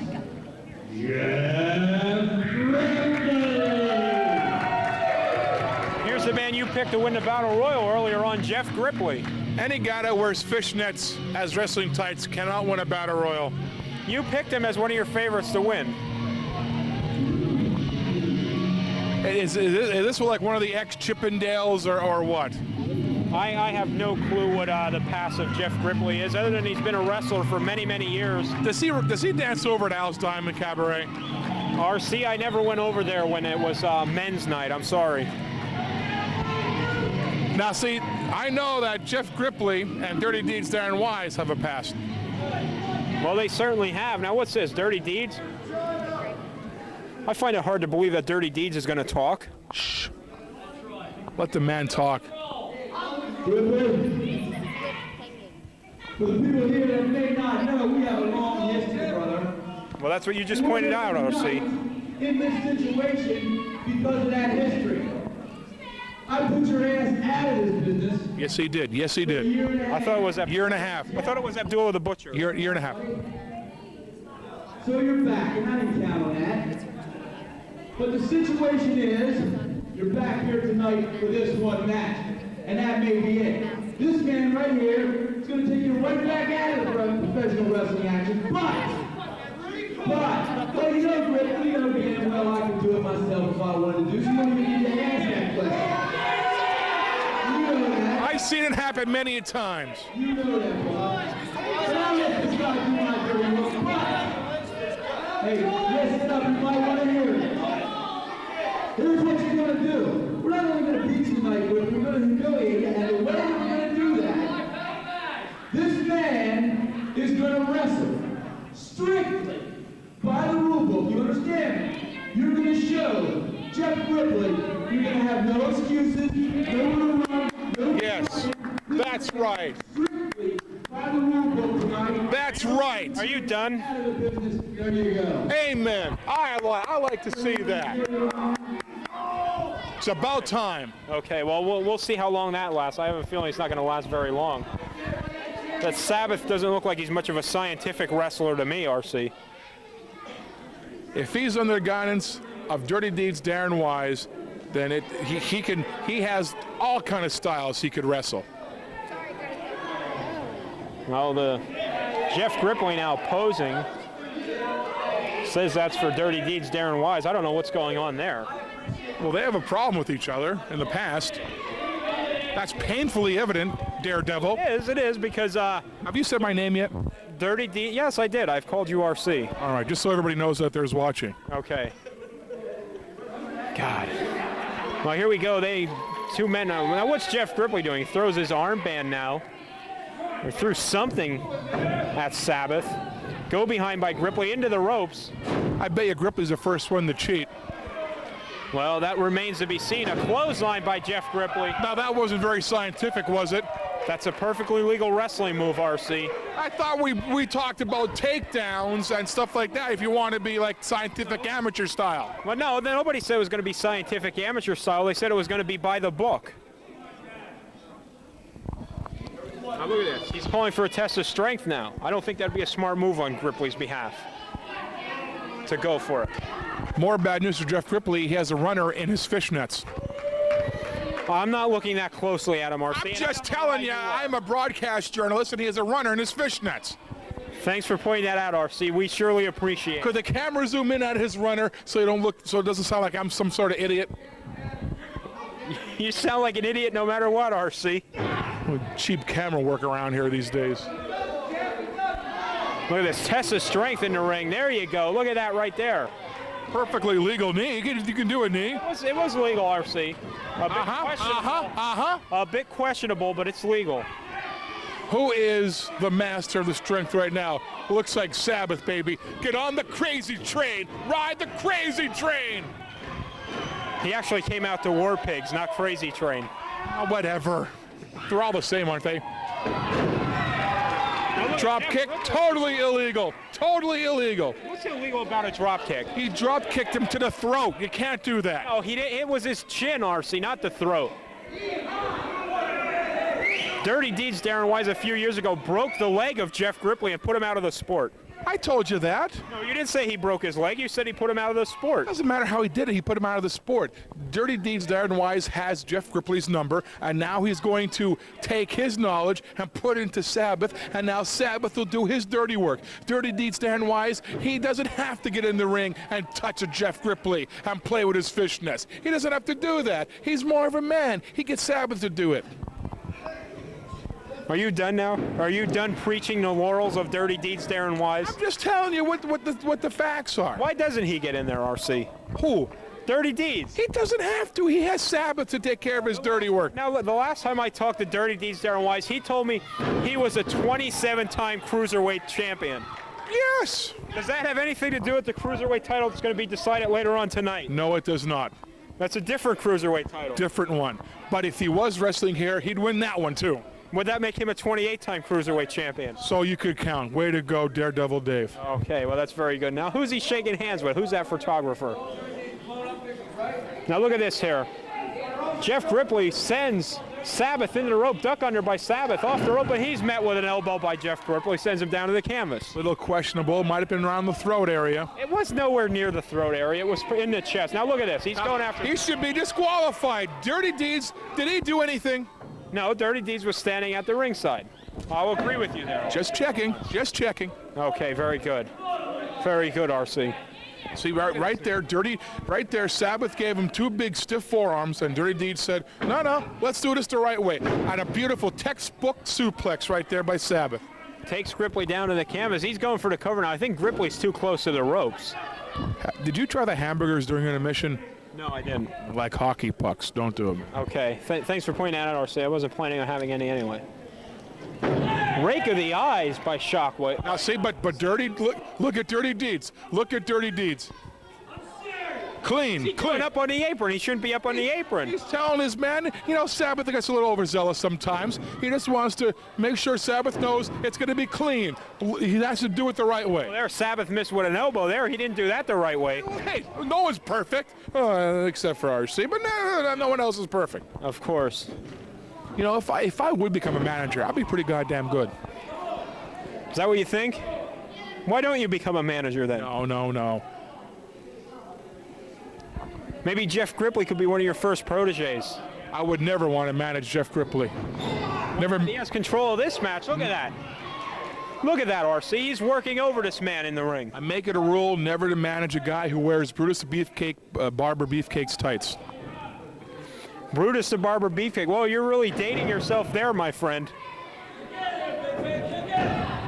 Down for the cover, but Sabbath able to kick out.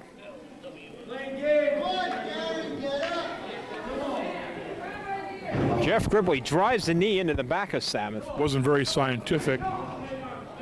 RC, it's by the book. Nobody said it was going to be scientific. They said by the book. Well, I want you to show me that book then. What book are we going by? I don't know. I don't have a copy of that book. I'm sure they know what it is. Now look at this now. Uh-oh. Dirty D, wait a minute. Now see, Sabbath shouldn't do that. Sabbath shouldn't do that. Now look, Jeff Grippley from behind. Well, look at this. Jeff Grippley, he has him here, RC. I think this is it. What the hell kind of count was that? That was a 3 count. 1, 2, 3. Ring the bell. That was a 3 count. Now here, Sabbath now. Look at that. Look at that. Takes him down to the canvas.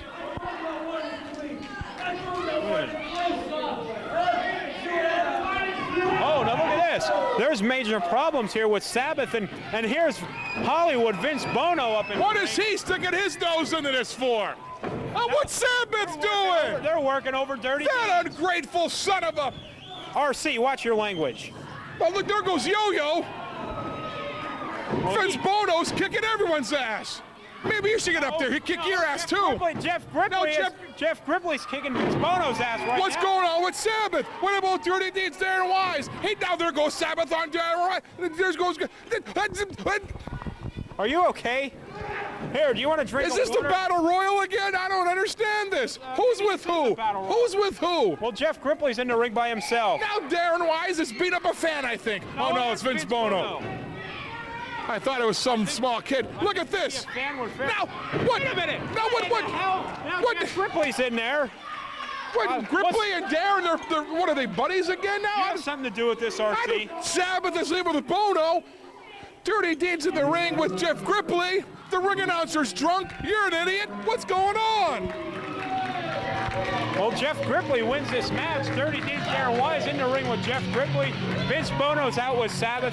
This is chaos. What happened to the 2 years ago? Grippley had his leg broken by Dirty Deeds.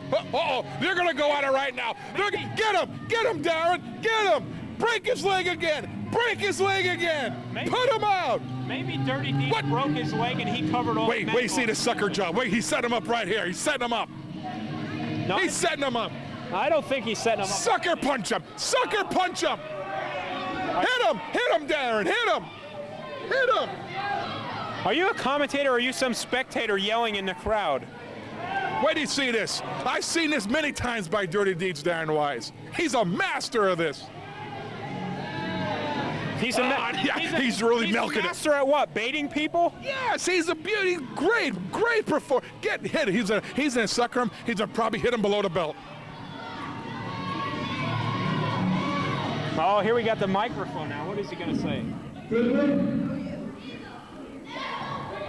As far as I'm concerned, we buried the axe, brother. All right? It's all part of the setup. You took care of me. I appreciate that.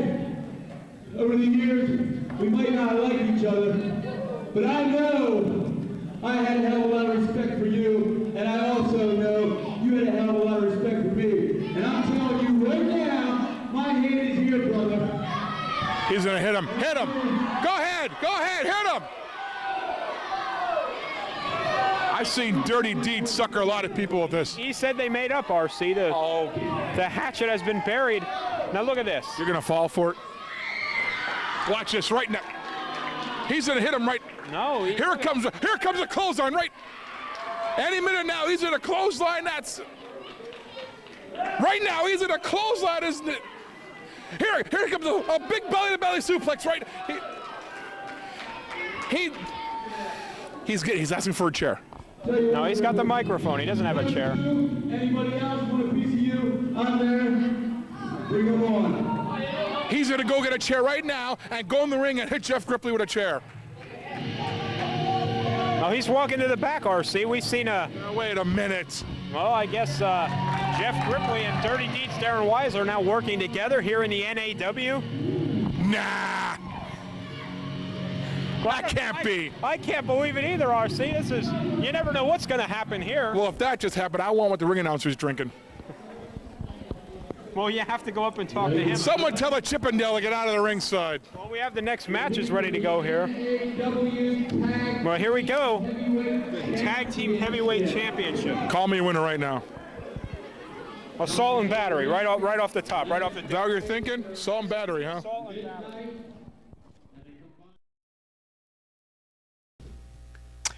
Well, that was very amusing, ladies and gentlemen. RC.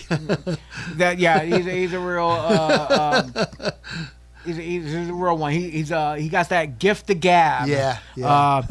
Well, we got to see something strange happen there. One of your old rivals and yourself became buddy pretty chummy there at the end of the match.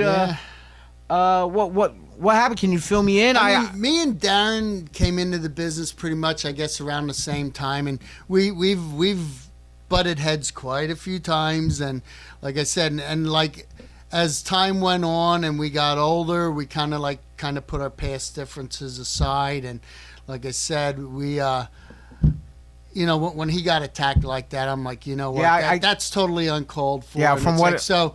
I just did what I thought was the best thing to do was to help him out. And, from what I've seen, he was having beef with Sabbath, and then with everything going on, eventually we seen Vince Bono come in, and apparently you laid waste to him, with a nice, beautifully executed jackhammer. Now, was you the originator of the jackhammer? Now, you know what. Was that before Goldberg? Because that was before Goldberg. I guess I can take credit for originating because I've never seen it anywhere. That was before. back in '99. Was he doing it? I don't think he was. I think we have to Google it and look it up. But if I also did that at the Hamburg Fieldhouse back in like the late '80s, early '90s. So yeah. So there's 2 or 3 videos I think where I'm actually doing the jackhammer. And so, like I said, that's before Bill Goldberg. So, Goldberg, with you out there using his move, he better get some royalties, buddy. Help a brother out. All right. So, indie wrestling died down for you now. Yeah. I mean, I'll still, if I have time and stuff, I still like to go to indie shows. Like, a couple times people like, when I got inducted in the Hall of Fame and stuff, Tate Hammer invited me to an ACW show, in Stevens at the Fire Company. So I went out there. He was kind enough to introduce me to the crowd. He called me out and stuff. And like I said, I mean, there are times I'll go to indie shows or a promoter will call me and, and say, hey, can you stop by or whatever. And, if I have the time to do it, I do it. If I have T-shirts or pictures or whatever, sometimes I'll take them and sign for the fans, whatever.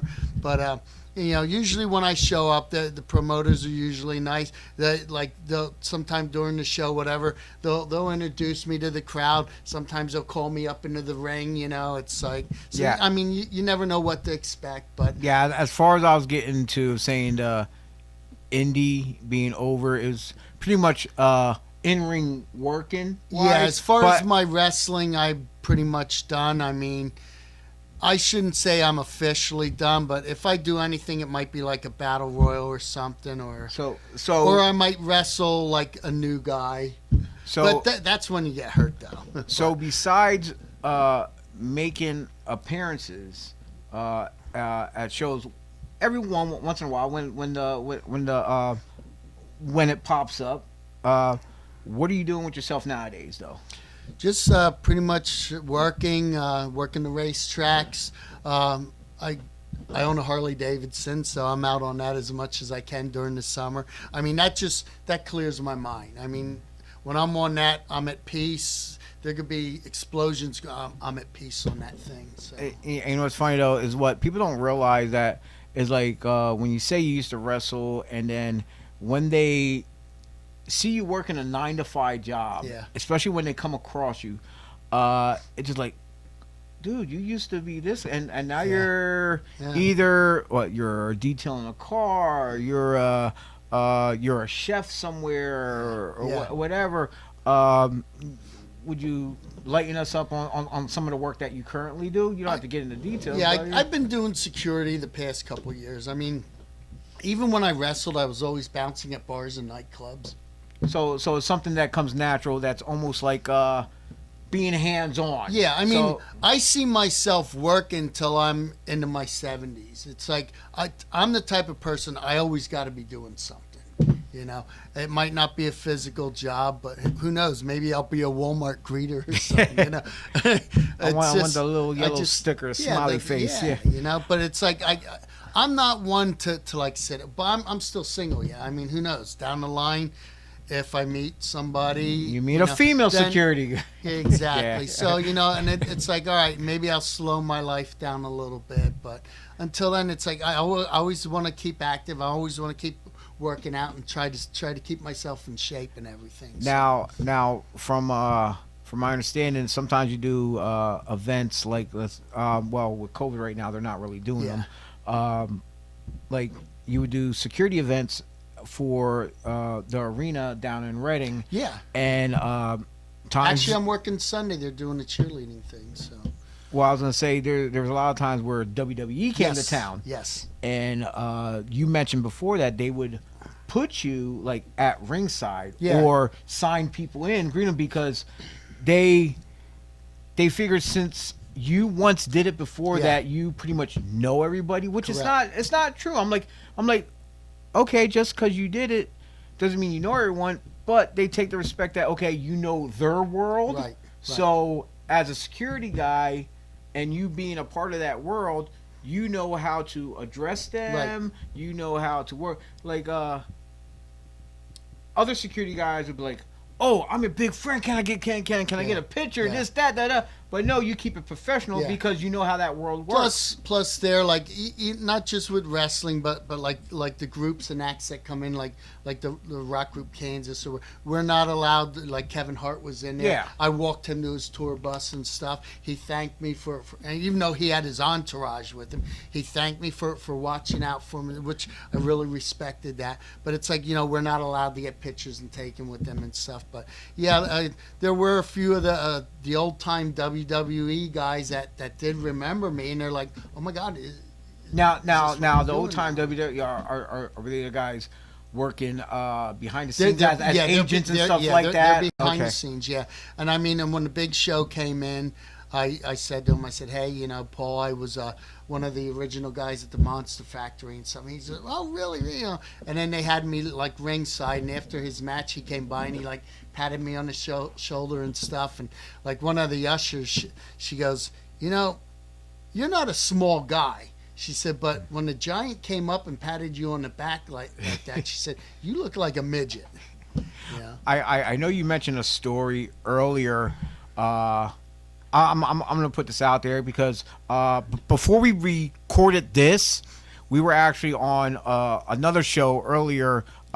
It's gonna be online. It's on Facebook and where else? Go ahead, plug it. So it was Devereaux Sports. Yeah. We actually did breakfast and body slams. Yep. It was you, me, Frankie Frizzo, and Dennis Reaper. Yep. We did an hour-long segment. Like I said, you're gonna see this all later. By the time we get to edit all this and post it, this and that stuff's already done.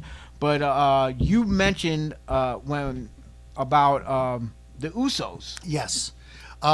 Like when WWE comes in, they have special VIP packages that they sell to people. Now they can actually they take them down on the floor, and what I usually do, they have me escort these people.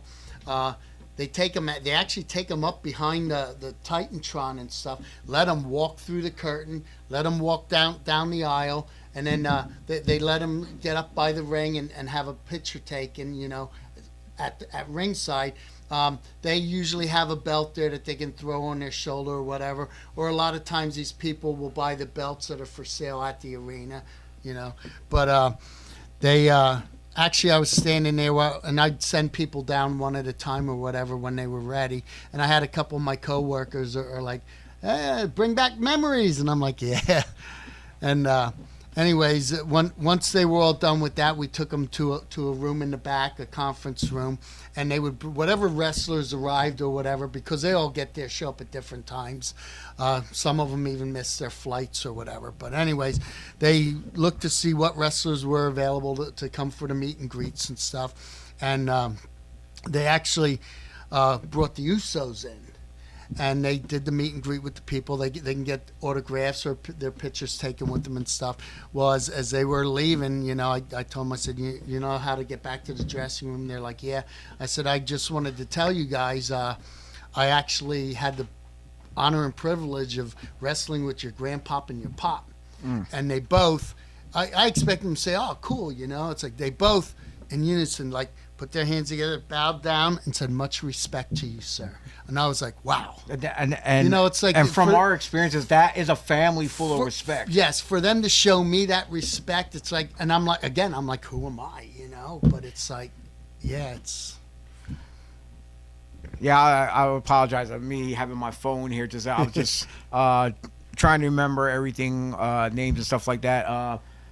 Just want to give a quick shout out to crackbellproductions.com. That's where we were at in the studio when we were working with Devereaux Sports. You can look up Devereaux Sports online as well. They have they're on Apple, I guess, or and there was like I think iTunes and they're on a whole lot. I think outlets, could be Spotify and as well. But yeah, look for Devereaux Sports. I'll put the link down below. Like I said, I really don't have major notes in front of me. And Crack Bell Productions, that's where we filmed earlier. .com. I'll put that link down below too, so that everyone can go there and you can click on them. So much love, much shout out. Thank you very much.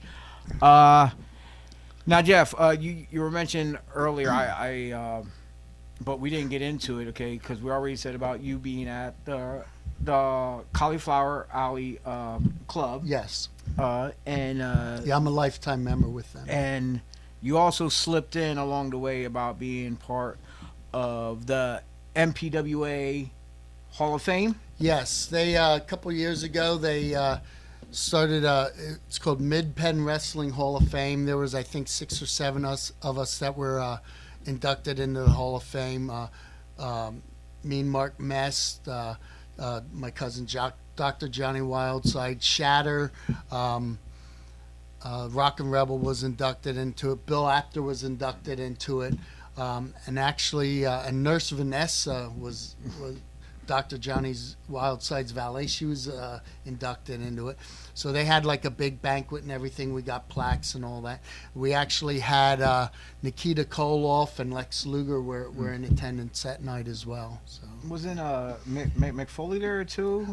What they did, there was a Lancaster Championship Wrestling that ran shows at the Host Resort. Okay, that was a different venue. Okay. Yeah, they and actually Tate Hammer did it as well. He had us at one of his APW shows or whatever. His ACW. Yeah. Sorry, Tate.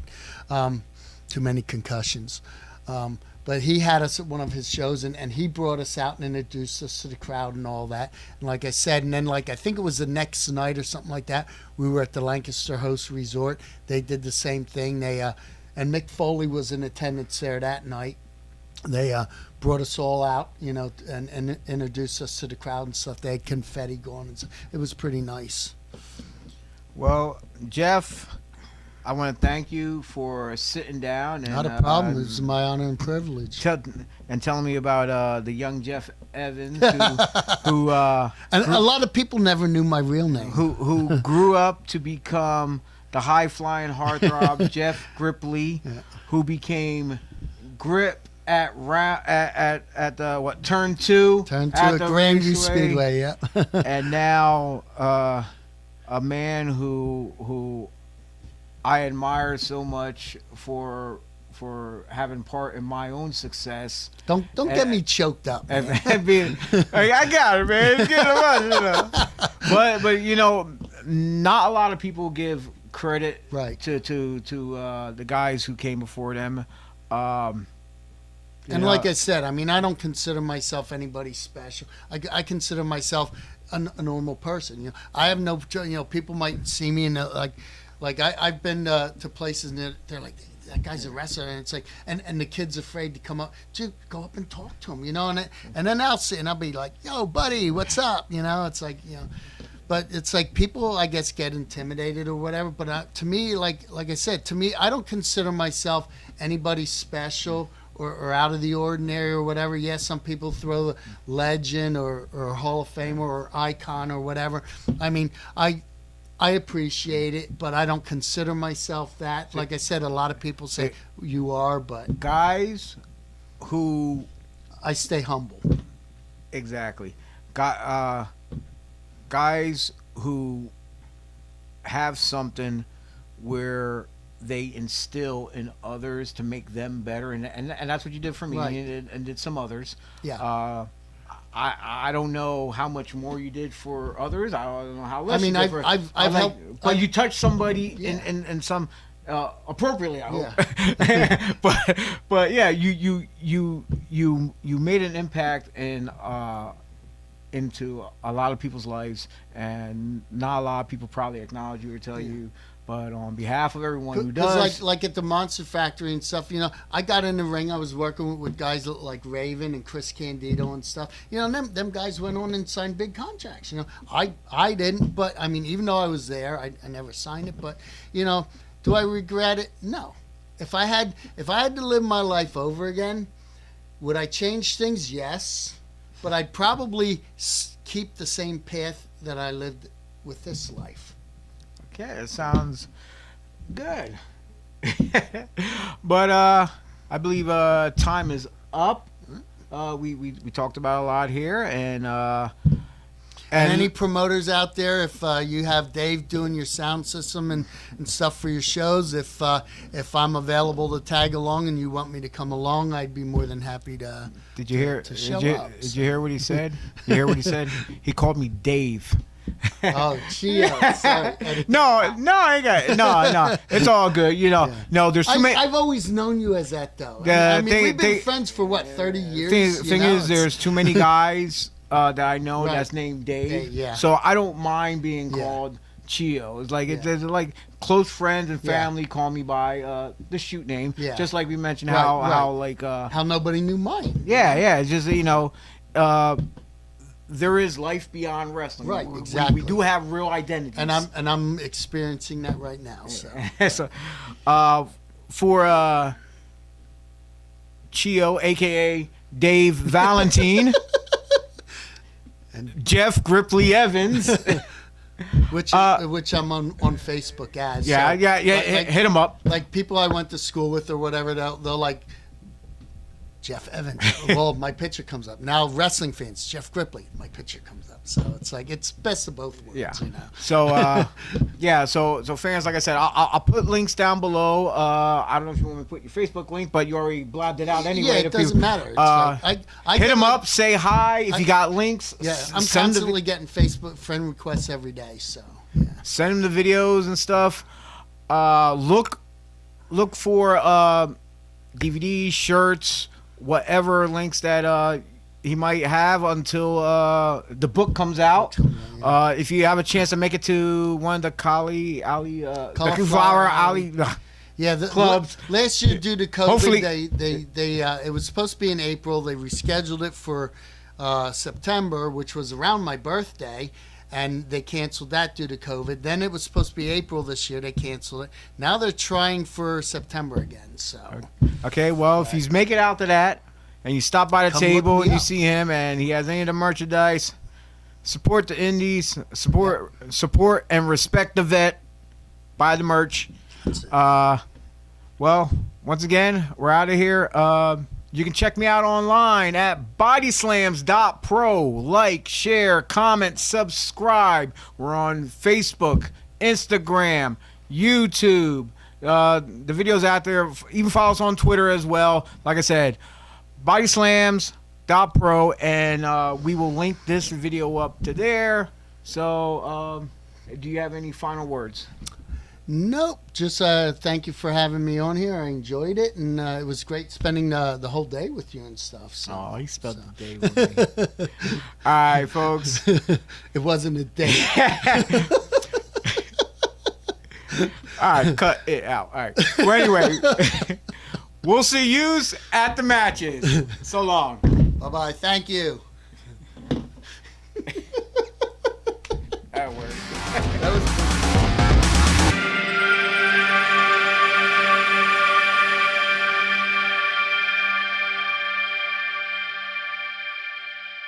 Birdsboro, Pennsylvania, weighing 238 pounds, Jeff Grippley.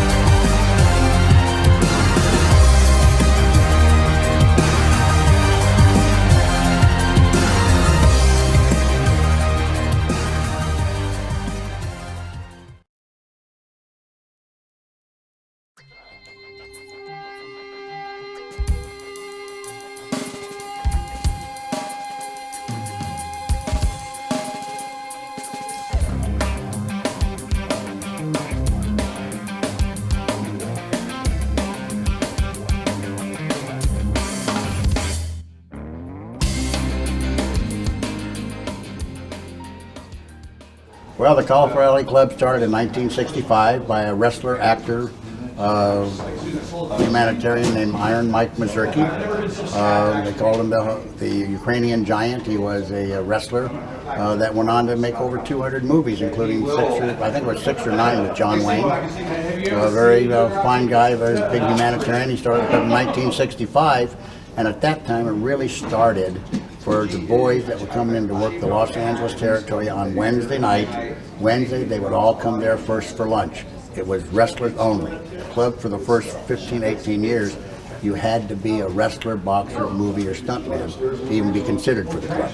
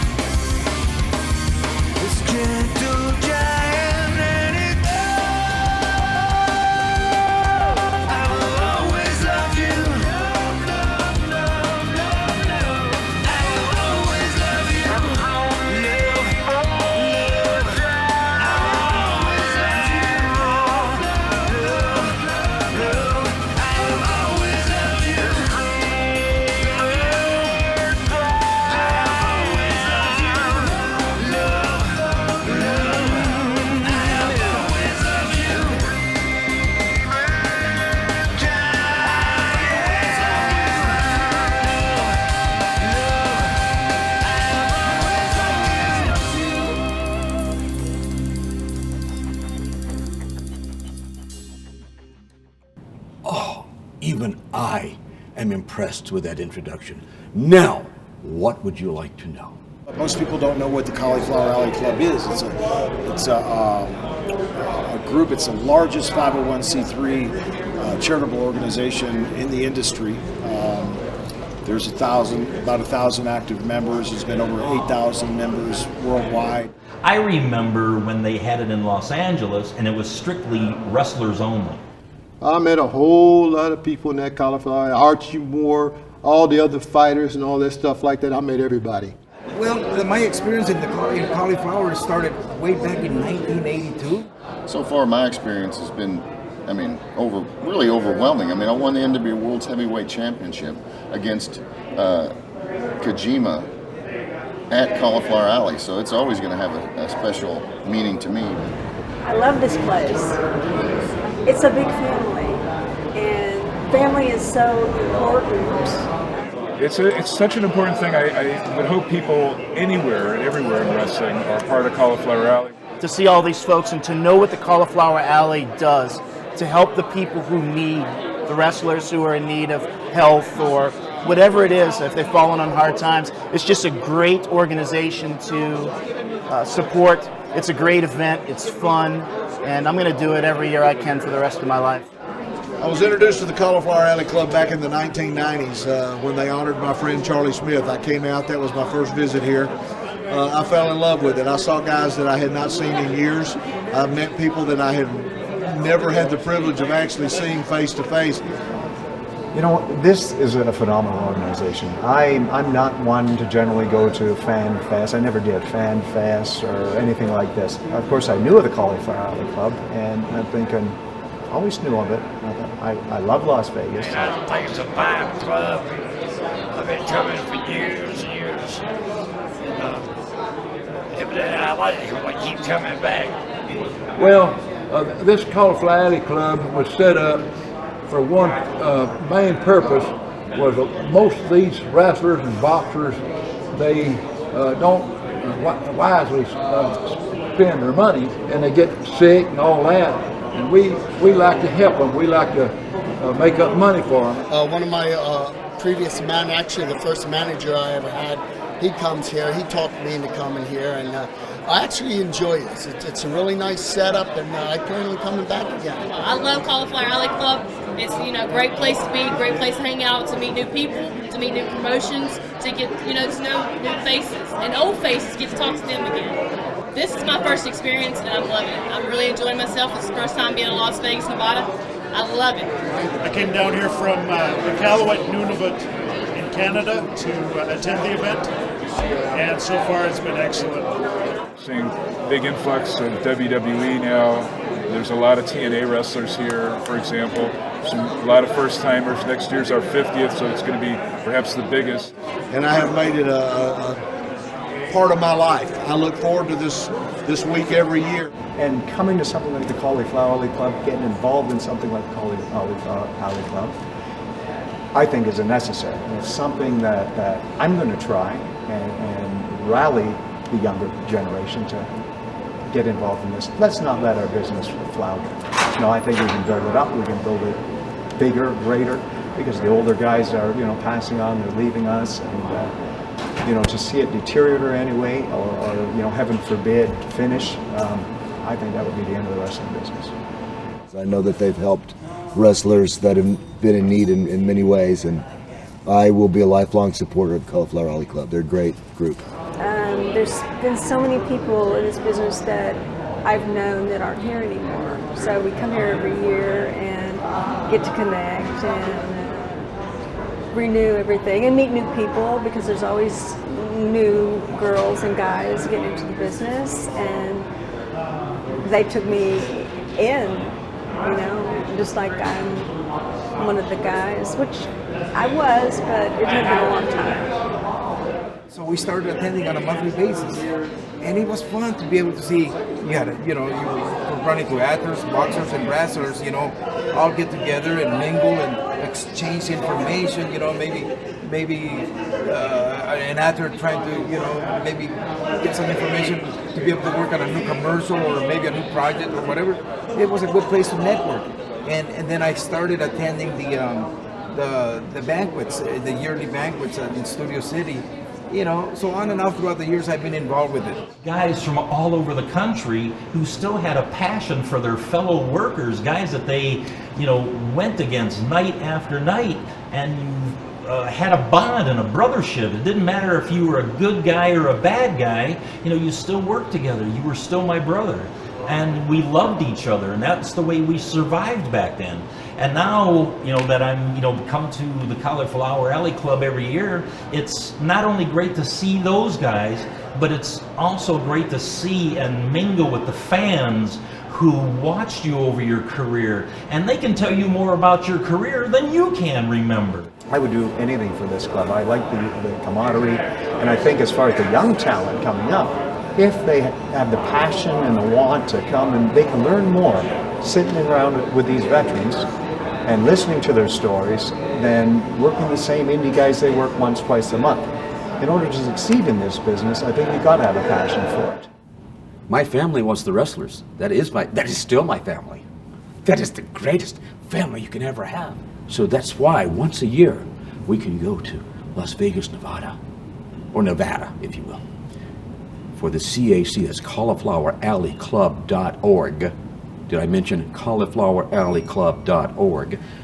It's just a great week to remember, reminisce, and wish we could do it all over again.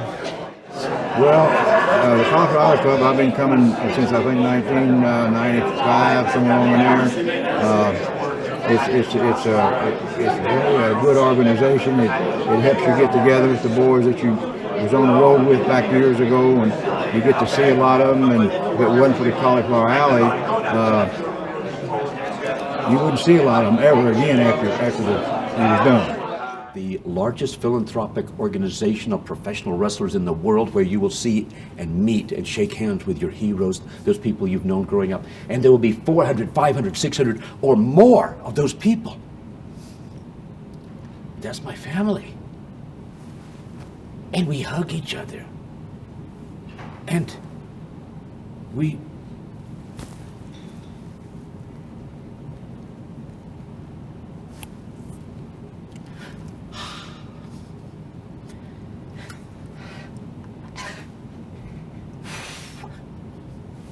look out.